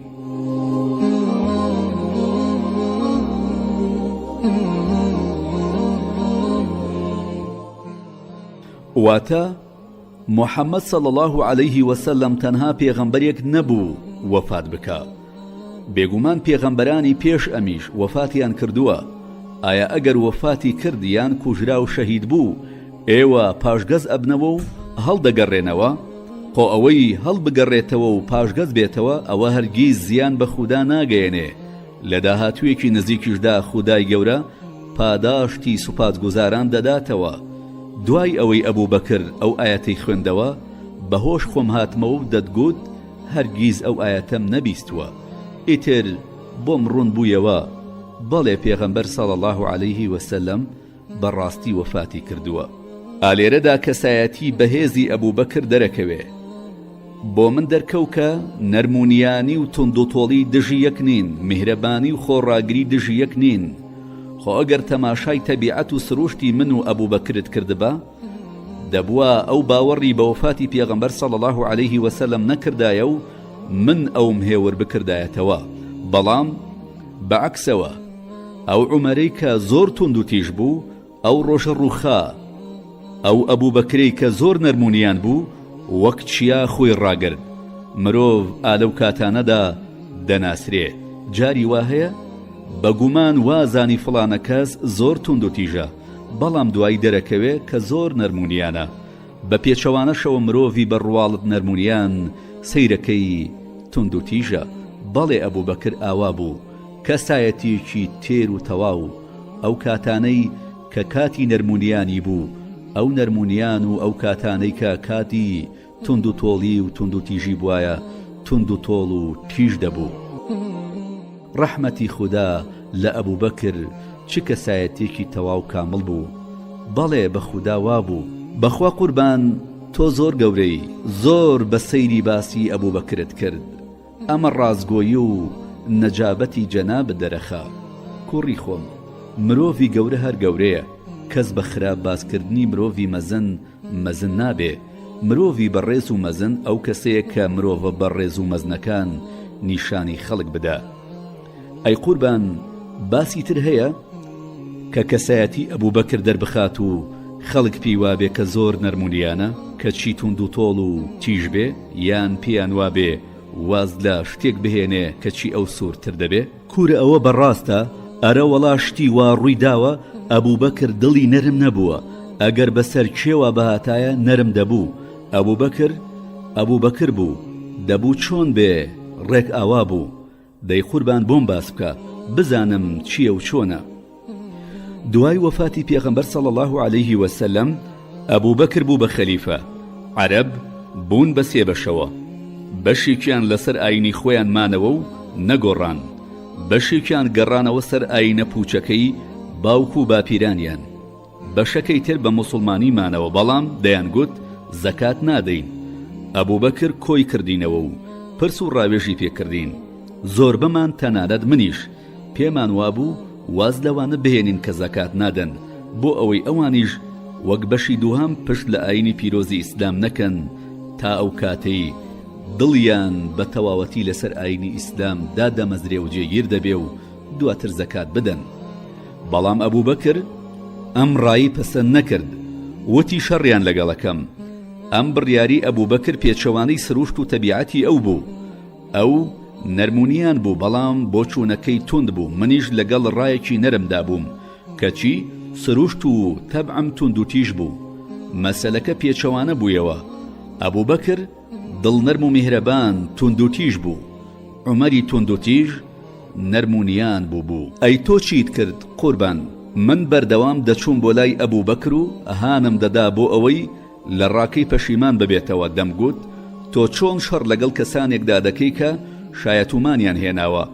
مەگەر تۆ نازانی پێغەمبەر صلی الله عليه وسلم فەرموویەتی فەرمانم پێکراوە شەڕ لە تە کافراندا بکەم تا شەهادە دەهێن و دەڵێن لا إله إلا الله، کە شەهادەیان هێنا ئیتر خوێن و ماڵیان لەسەر من حرام دەبێ و نابێ لەگەڵیاندا بجەنگم مەگەر بۆ حەقێکی شەرعی و ئیسلامی نەبێ، ئیتر حیساب و کتابیشیان لای خودایە.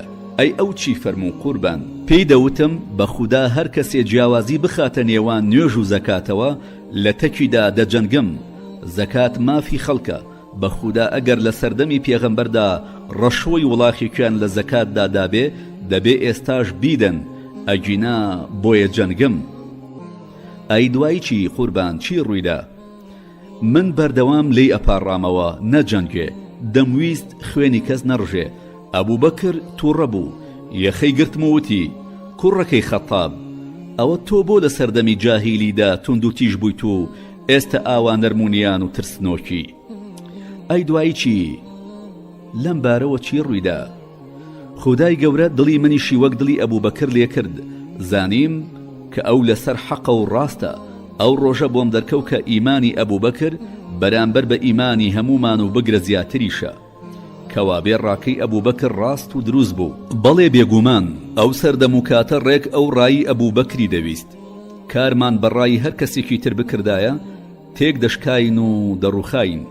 بە خودا ئەگەر ڕەحمی خودا و پاشان ئەو سووربوونەی ئەبوو بەکر لەسەر ڕاکەی خۆی نەبایە ئەوە مێژوو دەگۆڕا، پەلەکانی کاژمێر بەرە و دواوە دەهاتن، سەردەمی نەفامی دەگەڕایەوە، فیتنە و فەساد دەستی پێکردەوە. ئەو تێگەیشتنەی ئەبوو بەکری سەدیق بوو بە چرا بۆ ڕێگای ئیسلام. ئەو غیرەتەی ئەبوو بەکر و ڕاگرتنی ئەو کاتە وەک سەردەمی پێغەمبەر صلی الله عليه وسلم ئەوە هەڵوێستێکی جوامێرانە بوو. ئەو هەڵوێستە هەڵوێستێک بوو کە خودای گەورە بە ئەبوو بەکری بەخشی بوو. دوای سۆزی خوددا جوامێری ئەبوو بەکر بوو. ئاینی ئیسلامی ڕاوەستاند و هەمومان تەنانەت مێژوو شایەتی ئەوەماندا کە ئەڵوێستی مەردانەی ئەبوو بەکر بوو کە ئاینی بەرامبەر بە هەموو ئەڵگەڕانەوە و شەڕ و شۆڕەکان ڕاگیر کرد. ئەو هەڵوێستە وەک هەڵوێستی پێغەمبەران بوو. پرسێک ماوە لێر بپرسم، شتێکی تر خاڵی هاوبەشە لە نێوان تۆ ئەبوو بەکر. حەز دەکەم وەڵامەکە لە خۆت ببیسم و پشتگوێی نەخەم. دواتر دەمەوێ باسی خۆت لە خۆت ببیسم. چییە کوڕم بێڵێ؟ وەڵا باسی سەقیفە و بەیعەتدان بە ئەبوو بەکر. ئەو ڕۆژە چی ڕوویدا؟ چۆن ئەبوو بەکر بوو بە خەلیفەی موسڵمانان؟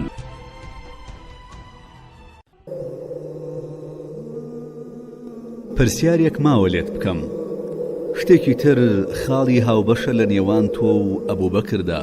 حەز دەکەم وەڵامەکە لە خۆت ببیسم و پشتگوێی نەخەم. دواتر دەمەوێ باسی خۆت لە خۆت ببیسم. چییە کوڕم بڵێ؟ وەڵا باسی سەقیفە و بەیعەتدان بە ئەبوو بەکرە. ئەو ڕۆژە چی ڕوویدا چۆن ئەبوو بەکر بوو بە خەلیفەی موسڵمانان. دوای ئەوەی کە پێغەمبەر صلی الله عليه وسلم وەفاتی کرد، خزمە نزیکەکانی خەریکی شۆردن و کفنکردنی بوون. من و ئەبوو بەکر لە مزگەوت بووین. کەسێک هاتووتی ئەنساریەکان ڕۆشتون بۆ سەکۆی بەنی ساعیدە، دەیانەوێ خەلیفەیەک بۆ موسڵمانان هەڵبژێرن. ئەو کارە نەدەبوو ئێمەی تێدا بەشدار نەبین. بۆیە یەکسەر بانگی ئەبوو بەکرم کرد و باسەکەم بۆ گێڕایەوە. بڕیارماندا ئێمەش بچین بزانین چی دەکەن و چی باسە. بە ئەبوو بەکرم وت لەگەڵم داوەرە با بچین بۆ لای برا ئەنساریەکانمان. ڕۆیشتین لێیان نزیک بووینەوە. کە گەیشتین بە دوو پیاوی زۆر بەڕێز و چاکی ئەنساریەکان وتیان براکانمان بۆ کوێ ئەچن؟ وتمان دەمانەوێ بچین بۆ لای برا ئەنساریەکانمان. وتیان نامەچن، نزیکیان مەبنەوە، بڕۆن بە دەمکاری خۆتانەوە. منیش وتم وەڵا دەبێ هەر بچین. ڕۆیشتین کە گەیشتینە سەکۆی بەنی ساعیدە. پیاوێکیان تێدا بوو، چاکەتێکی لەبەرا بووتم ئەمە کوێیە؟ وتیان سعدی کوڕی عوبادە. وتم ئەوە چیەتی؟ وتیان ئەوە یاوی هەیە، تەواو پەکی خستووە. دانیشتین زۆری پێ نەچوو. وتە بێژەکەیان هەستایە سەر پێ بۆ قسەکردن. سوپاس و ستایشی خودایی تاقانەی کرد. دوای وتی ئێمە ئەنسار وڵڵاین، سوپای ئیسلامین. ئێوەی کۆچەریش کۆمەڵێکن لێرن. دەبێ کاروباری ئیسلام بەدەست ئێمەوە بێ. ئێمە خۆمان خەڵکی ئەم شارەین. وەڵامێکم پێبوو ویستم قسە بکەم. ئەبوو بەکر دەستی گرتم و وتی عومەر لەسەر خۆبە. پێم ناخۆش بوو قسەی ئەبوو بەکر بشکێنم، بێدەنگ بووم. ئەبوو بەکر ئاستا و دەستی کرد بە قسەکردن. سوێن بە خودا هەرچی لە دڵی مندا هەبوو ئەبوو بەکر بە زیادەوە هەمووی وت. دوای وتی برا ئەنساریەکان، بەخوا هەر پەستنێکی ئێوەم دابێ کەمی هەیە و زیادی نییە. بە خودا ئێوە لەوە زۆر زیاترن من باستان بکەم. بەڵام کاروباری خەلیفایەتی دەبێ قوڕیشی بەڕێوەی ببا. پێغەمبەری نازدار صلی الله عليه وسلم خۆی کۆچەری بوو، دەبێ جێگرەکەشی هەر کۆچەری بێ. من خۆم بە خەلیفایەتی ئەم دوو پیاوە ڕازیم، ئێوە یەکێکیان هەڵبژێرن. دوای دەستی من و ئەبوو عوبەیدەی جەڕاحی بەرز کردەوە. ئەو ڕۆژە ئەبوو بەکر هەرچی وت هەمووی بەلامەوە پەسەند بوو، تەنیا ئەوە نەبێ کە منی دەستنیشان کرد بۆ خەلیفایەتی. ئەوەیان پێم ناخۆش بوو. وتم سوێن بە خودا پێم خۆشە لە گەردەنم بدرێ، بەڵام پێش ئەبوو بەکر نەکەوم. پیاوێکی ئەنساریەکان هەستا وتی دەیبا دوو خەلیفەمان هەبێ، یەکێک لە ئێمە و یەکێک لە ئێوە. منیش وتم دەی بە خودا ئەوە یەکەم هەنگاوی دووبەرەکی و ناکۆکی دەبێ، ناکرێ، دەبێت تەنیا یەک کەس خەلیفە بێ. کاکە سەعەد، تۆ خۆت گوێت لێ نەبوو کە ڕۆژێکیان پێغەمبەری نازدار صلی الله عليه وسلم فەرمووی سەرکردایەتی بۆ ئێمەی قوڕەیشیە و وەزیرایەتی بۆ ئەنسارەکانە. بە خودا سەعەد زۆر ڕازگۆ بوو، بەڵام هیچی نەوت، چاوەڕێ بوو بزانێ چی ڕوئەدا. ئەبوو بەکر بە منی وت عومەر دەستت بێنە با بەیعەتت پێ بدەم. منیش بە ئەبوو بەکرم وت تۆ لە من باشتری و شایەنتری. وتی تۆ لە من بەهێزتری. وتم هێزم هەموو بۆ تۆیە، نابێ دوای پێغەمبەر صلی الله عليه وسلم پلەپایی کەس لە پلەپایی تۆ بەرزتر بێ. تۆ لە کاتی کۆچدا، لە ئەشکەودا، لە خزمەت پێغەمبەردا بووی صلی الله عليه وسلم. ئەو ئایەتەی کە دەفەرمێ ثانی اثنین، مەبەستی خودا تۆ و پێغەمبەر صلی الله عليه وسلم. پێغەمبەر صلی الله عليه وسلم لە کاتی نەخۆشیدا تۆی کردە پێشنوێژ. تۆ لە هەموو کەسێک لە پێشتر و شیاوتری. دوایی دەستی ئەبوو بەکرم گرت و بەیعەتم پێدا. ئیتر هەرچی لە ئەو شوێنەدا هەبوو هەموویان بە یەک دەنگ بەیعەتیاندا بە ئەبوو بەکر. بۆ بەیانی ئەبوو بەکر چووە سەر مینبەر و منیش لە خوارەوەی وەستام وتم هۆ خەڵکینە وا دیارەکە خودای گەورە باشترین کەسمانی دەستنیشان کردووە بۆ ئەوەی ببێ بە خەلیفە هاوڕێ و هاوڵی پێغەمبەر صلی الله عليه وسلم ئەو کەسەی کە لە ئەشکەوتەکەدا لە خزمەتیا بوو باشترین کەس بۆ بەڕێوەبردنی کاروبارتان دەی هەستن بەیعەتی پێ بدەن ئیتر هەموو هەستان و بەیعەتیان پێدا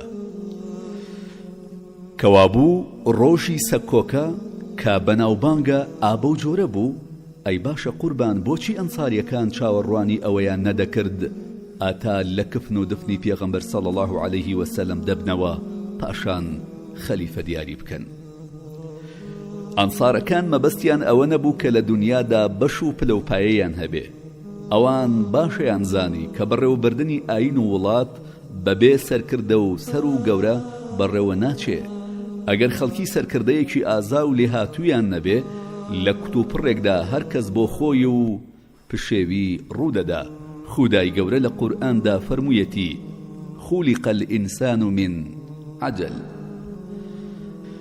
واتە مرۆڤ ئەوەندە بە پەلە و تاڵوکەیە ئەهەر دەڵێت لە پەلە و تاڵوکە دروست کراوە ئەو پرسیارەی تۆش بەجێیە دەبوو زۆر پەلە نەکەن تا ئێمەش هەمومان ئامادە بین بەڵام قەزا و قەدەر ئاوەها بوو باشە ئەوان بۆ پێیان وەها بوو لە ئێوە زیاتر لایەقی فەرمانڕەوایین ئەوان لەو ڕوانگەیەوە سەیریانە کرد کە خۆیان خەڵکی شارەکەن و ئێمە وەک میوان وەهایی هەرچەندە ئاینی پیرۆزی ئیسلام هەمومانی کردبووە براو ئەو من و تۆتۆیی کە لە سەردەمی نەفامیدا هەبوو نەمابوو بەڵام خاوەن ماڵ هەر خاوەن ماڵە ئەوان لەو ڕوانگەوە خۆیان بە شیاوتر نەدەزانی کە بڵێن ئێمە لە ئێوە باشترین هەر تەنیا لەبەر ئەوە بوو کە خۆیان خەڵکی شارەکەن و دەبێ ئەوان بەڕێوەبەریش بن دوای ئەوەی کە فەرمودەکەی پێغەمبەرمان صلی الله عليه وسلم بۆ باسکردن کە دەبێ سەرکردایەتی لە نێوان قوڕیشدا بێ ئیتر هیچ ناڕەزایەتیەکیان دەرنەبڕی و بێدەنگ بەیعەتیان بە ئەبوو بەکردا خودای گەورە لە ئەنساریەکان ڕازی بێ ئەوان یەکەم کەس بوون بوونە پاڵپشتی ئیسلام یەکەم کەس بوون بەیعەتیاندا نە لە بەردونیا پاڵپشتی ئیسلام بوون و نە لە ڕووی لاوازیەوە بەیعەتیاندا بەڵکو تەنیا مەبەستیان ڕەزامەندی خودا بوو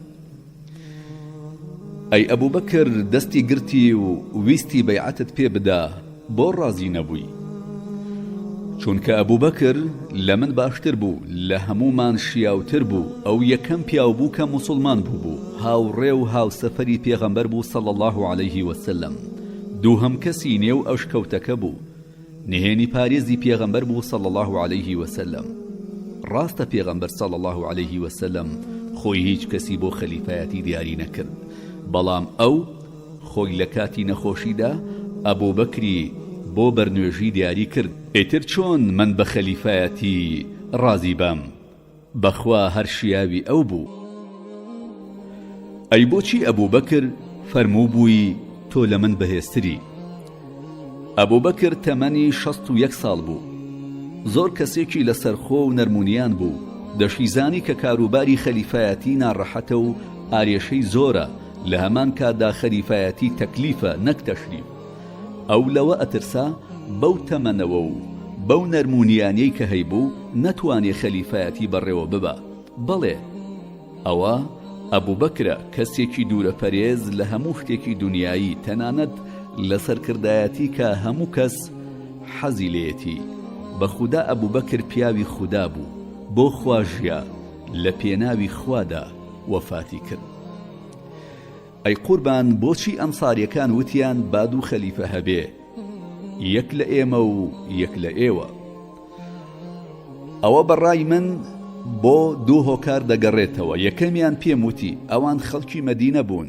پێیان وابوو دەبێ خەلیفە خەڵکی شارەکە بێت دووهەم هۆکار ئەوە بوو کە هەر لە کۆنەوە هۆزەکانی عەرەب پێیان وابوو دەبێ کاروباریان خۆیان بەڕێوەی ببەن و نابێ غەیری خۆیان هەرچەند ئازاتر و لێهاتووتر بێ ببێ بەسەرکردەیان ئێ خەڵکیش بە گوێرەی عادەت و دابوونەریتی خۆی ڕەفتارەکە ئێمە وتمان ئیسلام دابوونەریتی سەردەمی نەفامی دەشواتەوە و باوەڕی پێی نییە بۆیش ئەوان بە سنگێکی فراوانەوە بەیعەتیان بە ئەبوو بەکردا و وەک چۆن پشت و پەنای پێغەمبەر بوون صلی الله عليه وسلم بوونە پشت و پەنا بۆ ئەبوو بەکریش لەگەڵ ئەبوو بەکردا جیهادیان کرد فەرمانەکانی ئەبوو بەکریان جێبەجێ دەکرد کەسیان لاریان لەسەر کردایەتی ئەبوو بەکر نەبوو ئەوان کەسانێک بوون کە فەرمانەکانی خوددا و پێغەمبەرت بەبیریان بهێنایەتەوە یەکسەر پێی ڕازی دەبوون ئەی دوای چۆن خەلافەت بەرتۆ کەوت ئەبوو بەکر وەسیەتی کرد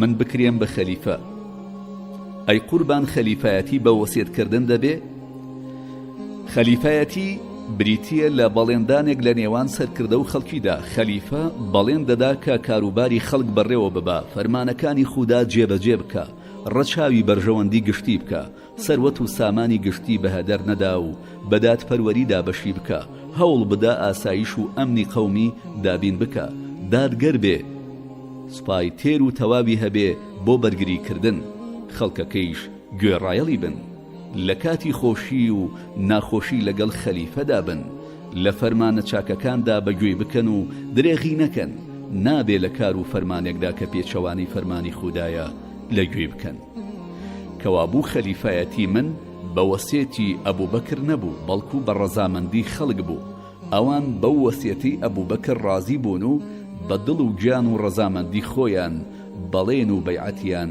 بە مندا ئەی قوربان ئەبوو بەکر خۆی بڕیاری دابوو کە تۆ بکاتە خەلیفە سەرەتا ئەبوو بەکر بڕیاری نەدابوو ئەو باش بیری لەو کارە کردبوویەوە پرس و ڕابێژی کردبوو دوایی بە گومان باشی خۆی منی بە شیاوزانی پێش ئەوەی تو ئاگادار بکە چی کرد ئەبوو بەکر پێش وەفاتی 15 ڕۆژ نەخۆش بوو ئاستی کردبوو کە کاتی مردن نزیک بۆتەوە بۆیە عەبدوڕەحمانی کوڕی عەوفی بان کردبوو بە عەبدوڕەحمانی وتبوو باسی عومەری کوڕی خەتابم بۆ بکە ئەویش وتبووی دەی قوربان خۆت لە من باشتری دەناسی ئەبوو بەکر وتبووی بەڵێ بەڵام پێم خۆشە لە دەمی کەسێکی تر باسی عومەر ببیسم عەبدوڕەحمان وتبووی بە خوددا قوربان زۆر لەوە باشترە تۆ بیری لێ ئەەکەیتەوە دوایەوە بانگی عوسمانی کوڕی عەفانی کردبوو پێی وتبوو باسی عومەرم بۆ بکە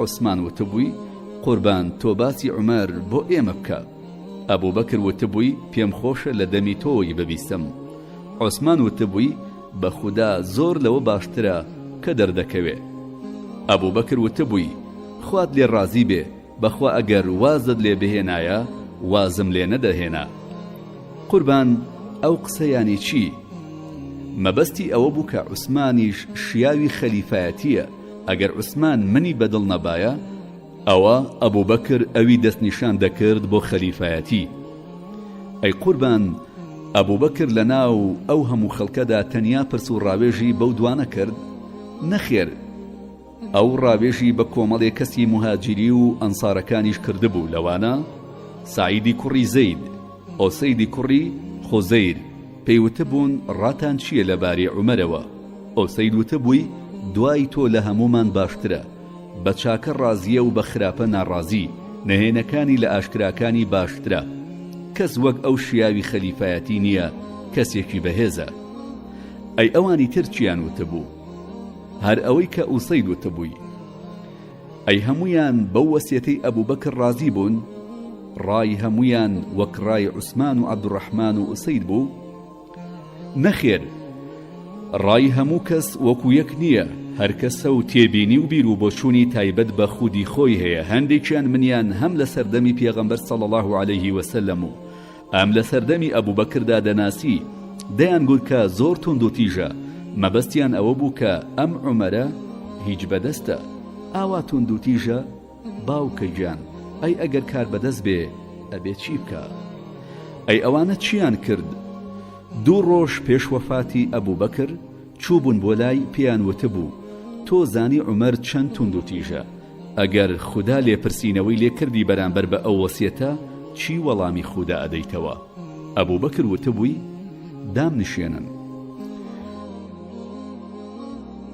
ئەو لەسەر جێکەوتە بوو دایان نشاند و وتی بەوە ئەم ترسێنن کە خوددا لێپرسینەوەم لەسەر عومەر لەگەڵدا بکە بە خوددا هەر کەس زوڵم بکە تا بنگوێی زەرەر دەکات و لە ژێری دەرناچێ دەڵێم خودایە باشترین کەسم بۆ خەلیفایەتی دیاری کرد خودایە خۆت ئەم قسەیەم ڕاگەیەنە ئەی قوربان دوای ئەوەی کە ئەم دەنگ و باست بیست هەستت بەرامبەر بە ئەو کەسانە چۆن بوو کوڕم خۆ من هەوڵم بۆ خەلافەت نەدابوو هەتاوەکو لێیان زویر ببم بە خودا ئەوان هەوڵیاندا بوو ئەو ئەرکەم لە کۆڵ بکەنەوە کە خۆم لێی هەڵئەهاتم ئەگەر من خەلیفایەتی ویستە بە ئەو ڕۆژەی کە ئەبوو بەکر لەسەر سەکۆکە پێی گوتم دەستت بێنە بەیعەتت پێ بدەم هەر ئەو ڕۆژە دەبووم بە خەلیفە دواتر کەی ڕەوایە من ڕق و قینەم لە کەسێک بێت هەر لەبەر ئەوەی کە ڕای خۆی لە مەڕ منەوە دەرخستووە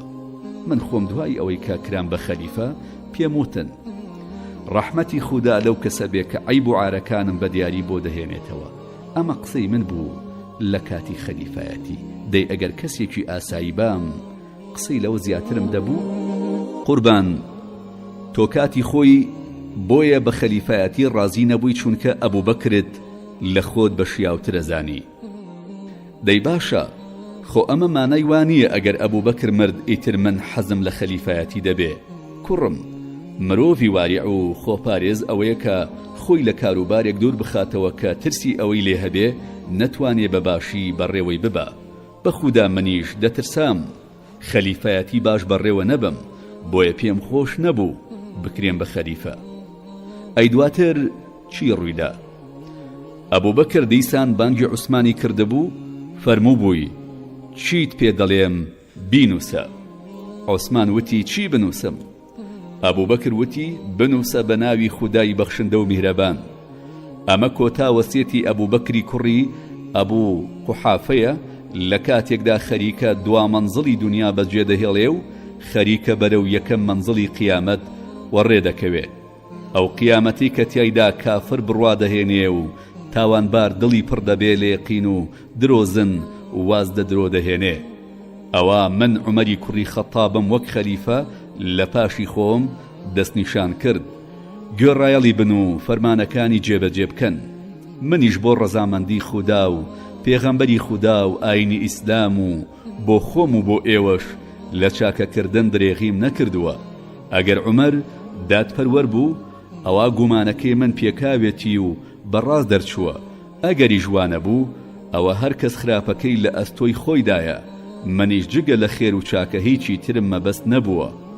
خۆ من ئاگاداری بەرپیوەران نیم وسيعلم الذين ظلموا أي منقلب ينقلبون ناهەقانیش زۆر پێناچێ لەوە دەگەن کە سەرنجام بۆ کوێ دەچن سەڵاو و میهرەبانی خودای گەورە بڕژێ بەسەر هەموو لایەکتاندا پاشان نووسینەکەی مۆر کرد ئەی دوای ئەمە چی ڕوویدا ئەبوو بەکر بە عوسمانی وتبوو ئەم نووسراوە ببە و بڕۆ بزانە خەڵک پێی ڕازین عوسمان ڕۆیشت و بە خەڵکی وت خەڵکینە ئێوە بەیعەت و بەڵێن دەدەن بەو کەسەی کە لەم نووسینەدا ناوی هاتووە هەر هەمویان وتیان بەڵێ ئێمە ڕازین دواتر عوسمان نووسراوەکەی کردەوە و بۆ خەڵکی خوێندەوە خەڵک هەموو بە یەک دەنگ بەیعەتیان پێدام و ئاوا کرام بە خەلیفە کەوا بوو پێش ئەو نووسراوە و دوای نووسراوەکەش ئەبوو بەکر باسی خەلیفایەتی لە لای تۆ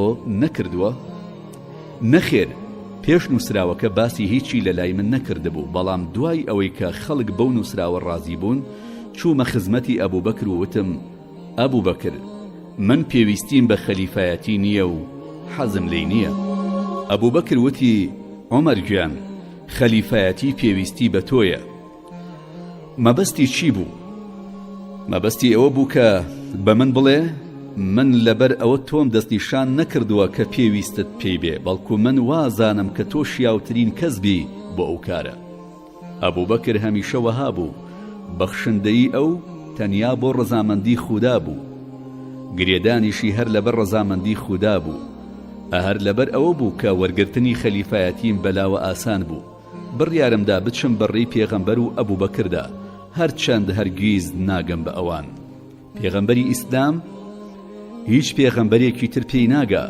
چ جای عومەر ئەبوو بەکریش ئەوەندەی پێم بکرێ وەک ئەو ئەبم جا ئەگەر بە تەواوی وەک ئەو نەبم ئەوە بە گوێرەی توانە عەرەب دەڵێ هەرچی هەمووی دەست ناکەوێ واز لە هەمووی ناهێنرێ. ئەی قوربان لە کۆتاری داردا لەگەڵیدا هیچ وەسیەتێکی بۆ کردی؟ بەڵێ. چی بوو؟ وتی عومەر لێم نزیک بەرەوە. منیش لێی نزیک بوومەوە وتی من ئەتکەم بە خەلیفە. ئەی عومەر ئامۆژگاری دەکەم هەمیشە ترسی خواد لە دڵدا بێ عومەر. ئەوەش بزانە کە خودای گەورە هەندێ داوای لە شەودا هەیە لە ڕۆژدا وەریان ناگرێ و هەندێ داوای لە ڕۆژدا هەیە لە شەودا وەریان ناگرێ. جا بزانە هیچ کارێکی سونەتت لێوەرناگیرێ تا فەرزەکانت بە تەواوەتی بەجێ نەهێنابێ. ئەو کەسانی کە لە قیامەتدا تای تەرازوی چاکەیان قورس دەبێ ئەوە بە شوێنکەوتنی ڕاستی قورس بووە. ئەو تای ترازوی کە تەنها ڕاستی پێدەکێشرێ مافی خۆیەتی کە قورس بێ. ئەو کەسانیشی کە لە قیامەتدا تای تەرازویان سووکە ئەوە بەهۆی شوێنکەوتنی لارەڕێ و ناڕەواوە سووک بووە. ئەو تای تەرازۆش کە تەنها ناڕەوایەتی پێکێشرێ مافی خۆیەتی کە سووک بێ. خودای گەورە بۆیە باسی بەهشتیەکان بە چاکە دەکا چونکە چاک بوون تای تەرازوی چاکەیان قورستر بووە.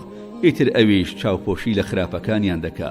هەرکات باسی ئەو بەهشتیانت کرد بێ بڵێ زۆرە ترسم من یەکێک نەبم لەو کەسانە. خودای گەورە لە هەندێ ئاەتدا باسی سۆز و بەزەیی و ڕەحمەتی خۆیەکات و لە هەندێ ئاەتی تردا باسی سزا و خەشمی خۆیەکە.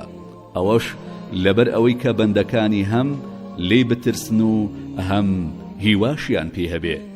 لە حەق زیاتر هیچی تر لە خودا چاوەڕوان ناکرێ. کەس بەدەستی خودای گەورە ناخرێتە نێو خەتارەت و بەڵاو ناڕەحەتیەوە.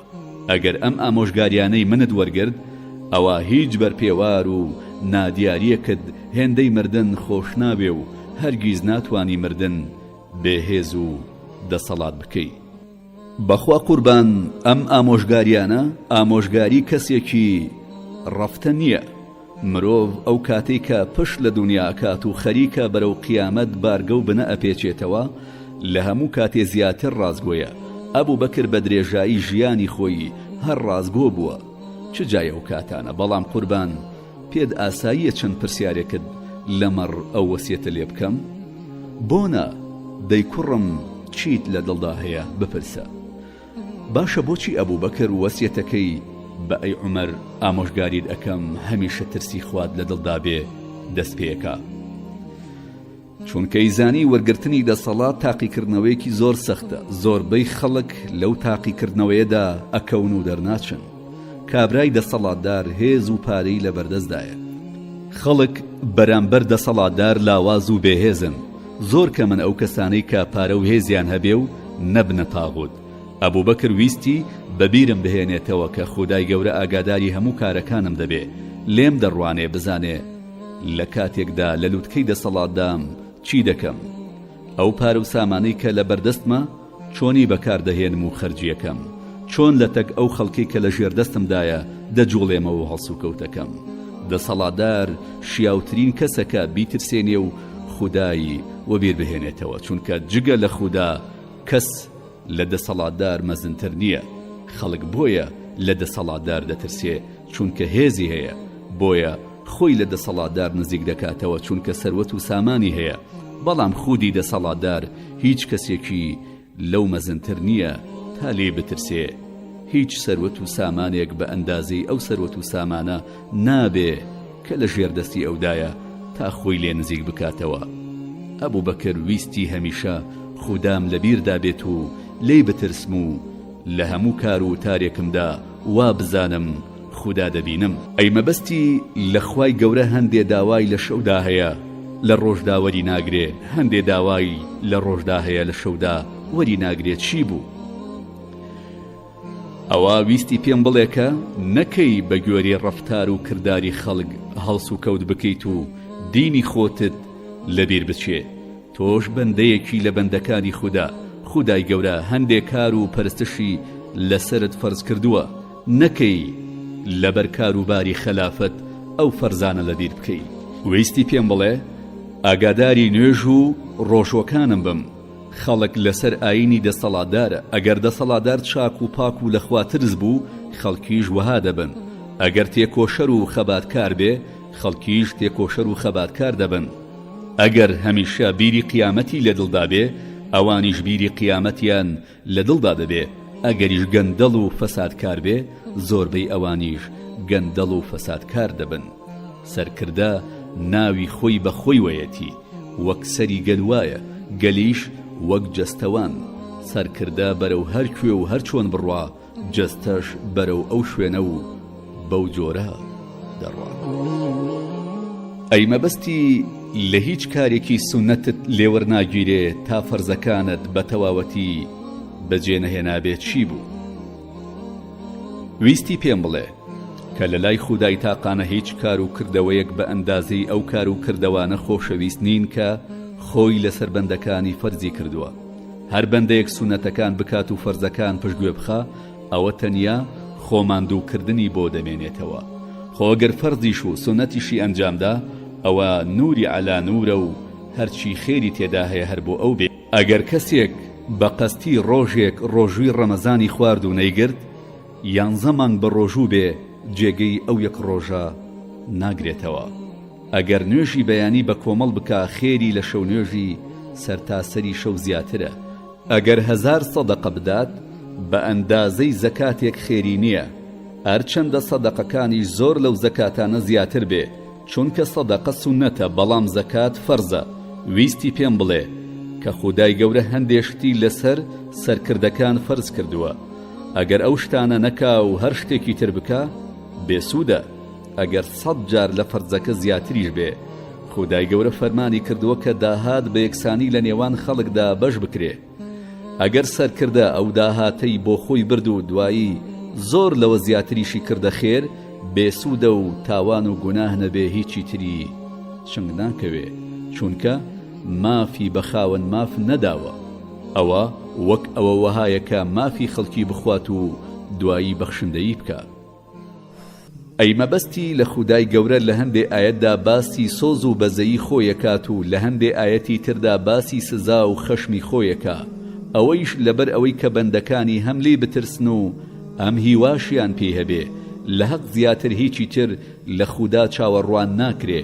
کەس بەدەستی خودای گەورە ناخرێتە نێو فەتارەت و بەڵاوە. ئەوە مەبەستی چی بوو؟ مەبەستی ئەوە بوو کە قورئان ئەوەندەی کە یەکدی ترس و هیوا ئەڤین و خۆفی باس کردووە، چونکە ئەگەر هەر باسی ترسی کردبا، دڵی باوەڕداران لە ترسا دەتۆقی و زەندەقیان دەچوو. خواپەرستی وەک بێگاری ئاغایەکی زاڵمی لێ ئەهات. ئەگەریش تەنیا باسی هیوا و ئەڤینی کردبا، خوداپەرستی وەک کاری ئەو کۆیلەی لێ ئەهات کە خاوەنەکەی ئەوەنە بە سۆزە، کۆیلەکەی ئیستیغلالی ئەو سۆزەی کردووە و گوێی بە فەرمانەکانی نادا. خودا دەیەوێ بەندەکانی لێ بترسن و خۆشیشیان بوێ، لێ بترسن و چاوەڕوانی پاداشتیشی لێ بکەن. خودا دەسەڵاتی هەموو جۆرە سزادانێکی هەیە، کەچی باسی لێبوردەیی و سۆزی خۆیشیەکە. خاوەن سۆزیشە، ئەو ئێوێ بەدەم ترس و خۆشەویستیەوە بەندایەتی بۆ بکەین. خودا پێی خۆشە لێ بترسین، پێی خۆشە خۆشمان دوێ. بەڵام قوربان، ئێمە ئەگەر سەیری زۆربەی جیهادەکانی ئێوە بکەین، تەماشاکەین سوپای کافران زۆر لە سوپای ئیسلام زیاتر بوون. خۆ ئەو جیهاد و جەنگانە پڕ بوون لە مەترسی. زۆربەی جار خەڵک بڕوای وابوو کە سوپای ئیسلام شکست دەێنێ. بۆ نمونە جەنگی قادسیە، سوپای موسڵمانان نزیکەی 36,000 کەس بوون، کەچی سوپای فارس 120,000. لەگەڵ ئەوەشدا تۆ سەرکەوتی. کوڕم، ئەگەر سەرکەوتن بە ژمارە و کەرەستەی جەنگەوە ببەستینەوە، ئەوە قسەکەت تەواو ڕاستە. بەڵام سوپای ئیسلام بەهۆی گۆڕایاڵی لە فەرمانەکانی خودای تاقانە و یارمەتی خودایی سەردەکەوێ. کوفر بەهۆی پشتکردنە فەرمانەکانی خودا و ئەو ترس و لەرزە دەدۆڕان کە خودا دەیخستە دڵیانەوە. ئەمە یەک. دووهەمیش لەگەڵ ئەو جیاوازیە گەورەیەش لە ژمارە و کەرەستەی جەنگیدا، ئەو جەنگە جەنگێکی کراوە بوو. پیا و بەرابەری پیا و دەوەستا. مەترسی لەو جەنگەدا لە مەترسیەکانی هیچ جەنگێکی تر زیاتر نەبوو. ئەگەر شتەکە پێچەوانە بە، ئەوان 36,000 و ئێمە 120,000. مەترسی ڕوبەڕووبوونەوە هەر هەبوو ئەو قسەی من مەبەستم شتێکی تر بوو نەک ژمارە و کەرەستە شتی وەکو چی گەورم ئێستا پێ دەڵێم و دوو نمونەشت بۆ باز دەکەم نمونە و ڕووداوەکان باشتر مرۆڤ تێدەگەیەنن هەتاوەکو قسە نمونەی یەکەمیان لە سەردەمی مندا ڕوویدا معاوی کوڕی ئەبوو سوفیان زۆری لێکردم و زۆر داوای کرد کە بە ڕێگەی دەریادا بچین بۆ ڕزگارکردنی قوبروس من لە ژیانی خۆمدا دەریام نەبینی بوو نامەیەکم نووسی بۆ عەمری کوڕی عاس بۆ ئەوەی بە درێژی باسی دەریا و سەفەری سەر دەریام بۆ بکە عەمر وەڵامی نامەکەی دایەوە وتی من کشتی زەبەلاحم دیوە خەڵکانێکی کەم سواری بوون ئەگەر لە ناو ئەودا بوەستێ دڵەکان ئازار دەبینن خۆ ئەگەر بڕوا عاقڵەکان جام دەبن پیاو سەرگەردان دەبێ و نازانێت چی بکە خواخوایانە بگەنەجێ ئەگەر ئەو شتە کەشتیەکە لەرەلەر و ئەملاولا بکە دەخنکێن ئەگەریش بە سەلامەتی بگەنەوە جێ تازە بە زەحمەت جارێکی تر سواری کەشتیەکە دەبنەوە من کە ئەم نامەیەم خوێندەوە نامەیەکم بۆ معاویە نووسی وتم هەرگیز تاقە سەربازێک بە ڕێگەی دەریادا نانێرم بۆ جەنگ و نایان خەمە مەترسیەوە ڕۆڵە لە مەبەستم تێگەیشتی ئێستا بەڵێ قوربان تێگەیشتم ئەی ڕووداوی دووەم چی بوو ڕووداوی دووهەم لە سەردەمی ئەبوبەکردا ڕوویدا خالیدی کوڕی وەلید نامەیەکی بۆ ئەبوبەکر نووسی بوو داوای کردبوو کە موسەنای کوڕی حاریسە لە جیاتی خۆی بێ بیکاتە سەرکردەی عێراق و خۆی بڕوا بگاتە سوپای موسڵمانان لە یەرموک بەڕاستی خالیدی کوڕی وەلید جەنگاوەر بوو باوەڕ ناکەم تازە هیچ ژنێک ڕۆڵی ئاوەها بە جەرگ بنوێنێ چونکە ئەوەندە زیرەک و لێهاتوو بوو وایە زانی هەموو کەس وایە من ئەمەم بەلاوە سیر نەبوو بەڵام خەمی ئەو کەسانم بوو لای ئەو سەرباز بوون المهم خالید دەیویست بە ڕێگەدا سوپا بەرەو یەرموک بباکە ڕوومەکان پێی نەزان و هەستی پێ نەکەن ئەوەش دەبوو ئیلا بە بیابان و سارای سەماوەدا تێپەڕ ببن ئەو سارایە چۆڵ و بیابانێکی پڕمەترسیە ئەو ڕابەرایەتیەکی وەهای کردبوو کە مندان بە زیرەکیەکەیە دەنێم بزانە چی کرد هەرچی حوشتری گەورە و پیر هەبوو هەموو تینوو کردن پاشان زوو ئەوەندە ئاوی دەدان ئاتاوەکو هەمویان زگیان وەک حەوزی ئاوی لێ هاتبوو سوپاکەی خستە ڕێ هەموو ڕۆژێک لەو حوشترانەی سەردەبڕی و گۆشتەکەی دەدا بە سەربازەکان و ئاوی نێوزگی حوشترەکانی دەدا بە ئەسپەکان 4 ڕۆژی ڕێک بەو جۆرە سوپاکەی جوڵاند لە کاتی دیاریکراوی خۆیدا گەیشتنە جێ سوپای دوژمنانی تێکشکاند هەواڵی سەرکەوتنیان گەیشتەوە بە ئێمە ئەبوبەکر تەواو دڵخۆش بوو بەڵام من دەستم کرد بە دەمەقڕە لەگەڵیدا وتم بە ئەبوبەکر ئەگەر خالید تەنیا گیانی خۆی بخستایەتە مەترسیەوە ئەوە کەیفی خۆیەتی منیش حەقم بەسەریەوە نەبوو بەڵام چۆن دەبێ گویانی سەربازەکان بخاتە مەترسیەوە ئەوە سەرکەشیە کوڕم ئێستا تێگەیشتی مەبەستم لە ئەو مافەتان لەسەر من هەیەکە نەتان فەوتێنم و نەتان خەمە تەنگانە و ناڕەحەتیەوە چی بوو؟ بەڵێ قوربان تێگەیشتم قوربان لەبەر ئەوە بوو کە هەر بووی بە خەلیفە یەکەم کاری تۆ ئەوە بوو کە خالید لە سەرکردایەتی لا ببەی یەکەم دەبێ بزانی من خالیدم لەبەر ئەوە لا نەبرکە خوا نەخواستە لاوازیەک لە ئاین و بیر و باوەڕەکەیدا هەبێ هیچ گومانیشم لە زیرەکی و لێهاتووی ئەو نەبوو لەبەر ئەوە نەبوو کە سوپاکەی بە بیاباندا تێپەڕان کردبوو من لەبەر چەند هۆکارێکی تر ئەوم لادا ئەو بڕیارەشم بە شەو ڕۆژێک بۆ دروست نەبوو من داوام لە ئەبوبەکریش کردبوو کە لە سەرکردایەتی لای ببە بەڵام ئەبوبەکر ڕایەکی تری هەبوو ئەبوبەکر دانی بەوە دادەنا کە خالید هەندێ هەڵەی کردووە خۆ پێغەمبەرانیش نەبێ هەموو کەسێ هەڵە هەر ئەکا ئەو هەڵانەی کە خالیدیش کردنی ئەوەندە گەورە نەبوون زەرەر لە بیر و باوەڕ و دینی خالید بدات ڕۆڵە ئاوی کانی پیس نابێ خالید نەکانی بگرە دەریا بوو ئەبوبەکر خالیدی لە سەرکردایەتی لا نەبرد بەڵکو هەندێ سەرکۆنە و گلەیی لێ کرد ئەو پێیوا بوو ئەو کارە هەڵانەی خالید بە قەستی نەبووە ئەو پێیوا بوو مانەوەی خالید لە پۆستەکەیدا ئەوەندە گرنگە هەموو هەڵەکانی داپۆشێ دووەم زیاد لەوەی کە باسم کرد من پێم وا بوو کە شمشێرەکەی خالید تووشی هەڵە بووە تەنانەت لە سەردەمی پێغەمبەردا صلی الله عليه وسلم خالید هەندێ دیل و یەخسیری کوشتن هەرە و ڕۆژە پێغەمبەر صلی الله عليه وسلم هەردوو دەستەکانی بەرزکردنەوە فەرمی خودایە من بەریم لەو کاری کە خالید کردوێتی جا پێغەمبەری نازدار صلی الله عليه وسلم خۆی لە کاری خالید بەری کرد بێ نەک لە خودی خالید، چونکە ئیزانی خالید بێر و باوەڕی وەکو پۆڵا بتە و هایمە. بەڵام من بڕیار لەسەر کار دەدەم نەک لەسەر کەسایەتی. خالید ئەگەر بە ئەوەندە بوەستایەتەوە ئەوە منیش لەسەر کردایەتی لام نەدەدا، بەڵام ئەو لە سەردەمی خەلافەتی ئەبوبەکریشدا دیسان هەڵەیەکی وای کرد، مالیکی کوڕی نوێیرەی کوشت. ئەبوبەکر بانگی کرد و لێپرسینەوەی لەگەڵدا کرد. خالید خوێنی مالیشی بە کەسوکاری مالیکدا و سوڵحیان کرد. لەمانە زیاتر هیچی تری کردبوو کە شایانی ئەوە بێ تۆ پۆستەکەی لێ وەربگریتەوە؟ بەڵێ، خالید بێ ئەوەی پرس بە ئەبوبەکر بکات دەستکەوتی جەنگی دابەش دەکرد.